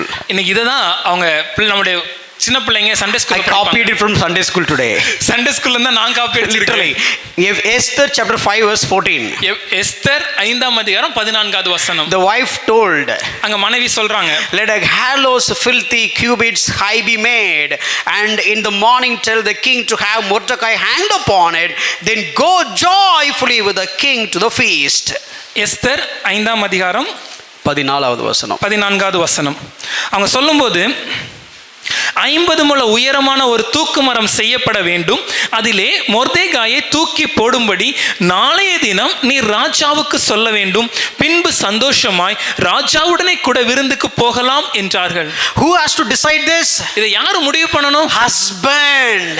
கணவர் முடிவு பண்ணணும். But who decided this? ஆனா இங்க யாரு முடிவு பண்ணா? Wife. மனைவி முடிவு செஞ்சாங்க. The same thing you can read in 6:13 as well. இதே காரியத்தை 6ஆம் அதிகாரம் 13ஆம் வசனத்திலும் So வாசிக்கலாம். here the wife is taking the role of the husband. இங்க மனைவி கணவர் செய்ய வேண்டிய வேலையை செய்ய ஆரம்பிக்கிறாங்க. You know what is the climax? அதனுடைய முடிவை நீங்கள் அறிந்திருக்கிறீர்கள். She asked him to prepare the gallows, the filthy gallows, but you know who hang on the gallows at finally? இந்த மனைவி அந்த கணவனிடம் சொன்ன காரியம், அந்த தூக்கு மரத்தை நீங்க செய்யுங்கன்னு சொன்னாங்க. ஆனா நமக்கு நல்லா தெரியும் கடைசியாக அந்த தூக்கு மரத்தில் தொங்கினவர் யார் என்று. My dear husbands, எனக்கு அன்பான கணவர்களே, look at this image. இந்த படத்தை பாருங்க. God has called you like this band. இந்த கட்டி அணைக்கிற ஒரு வேலையை செய்வதற்காக, கட்டி வைப்பதற்காக தேவன் உங்களை There are அழைத்திருக்கிறார். so many like bundles. அங்க அநேக கதிர்கள் காணப்படுகிறது. But still, ஆனால் husband is the one robe. அந்த அதை கட்டி வைக்கிற அந்த ஒரு கயிறு. It is like you have so many responsibilities at home. உங்க வீட்டுல அநேக வேலைகள் உங்களுக்கு இருக்கலாம். But husband, ஆனா கணவரே, God called you like a band to put together, to collect it everything in order. It is your responsibility. ஒரு கணவராக தேவன் உங்களை அழைத்து வைத்திருக்கிற நோக்கம் என்னவென்றால், இந்த கயிறை போல எல்லாவற்றையும் சரியான விதத்தில் கட்டி அணைத்து வைக்க வேண்டும். Without being filled by the Holy Spirit, no wives can obey her husband as Bible asks her to obey. பரிசுத்த ஆவியானவரின் வல்லமை இல்லாமல், வேதம் எதிர்பார்க்கிறபடி எந்த மனைவியாலும் உங்களுடைய கணவருக்கு உங்களால கீழ்ப்படிய முடியாது. No husband can live as a husband without the power of the Holy Spirit. கணவர்களே, இந்த கட்டி அமைக்கிற வேலை செய்கிற கணவர்களா நாம் வாழ்வதற்கு பரிசுத்த ஆவியானவரின் வல்லமை அன்றி நம்மளால செயல்பட முடியாது. Husbands, கணவரே, hold on. காத்திருங்க. We'll continue next week. அடுத்த வாரம் தொடர்ந்து பார்க்க போறோம். We have just started. இப்பதான் ஆரம்பிச்சிருக்கிறோம். And sisters, மனைவிகளே, go with peace. சமாதானத்துடன் கடந்து செல்லுங்கள். Next week you can make him peace. அடுத்த வாரம் ஒரு piece ஆக்கிரலாம். I mean peace filled house. குடும்பத்துல சமாதானத்தோட காணப்படலாம். Let's be filled with the Holy Spirit. பரிசுத்த ஆவியானவரால் நிரப்பப்பட்டு let enjoy the heaven at home. நம்ம வீட்டு ஒரு பரலோகமாக மாற ஆரம்பிக்கட்டும். Let's have the glimpse of heaven at home. God bless you. பரலோகத்தின் முன் ருசி நம்முடைய வீடுகளிலே காணப்படட்டும். தேவன் உங்களை ஆசீர்வதிப்பாராக.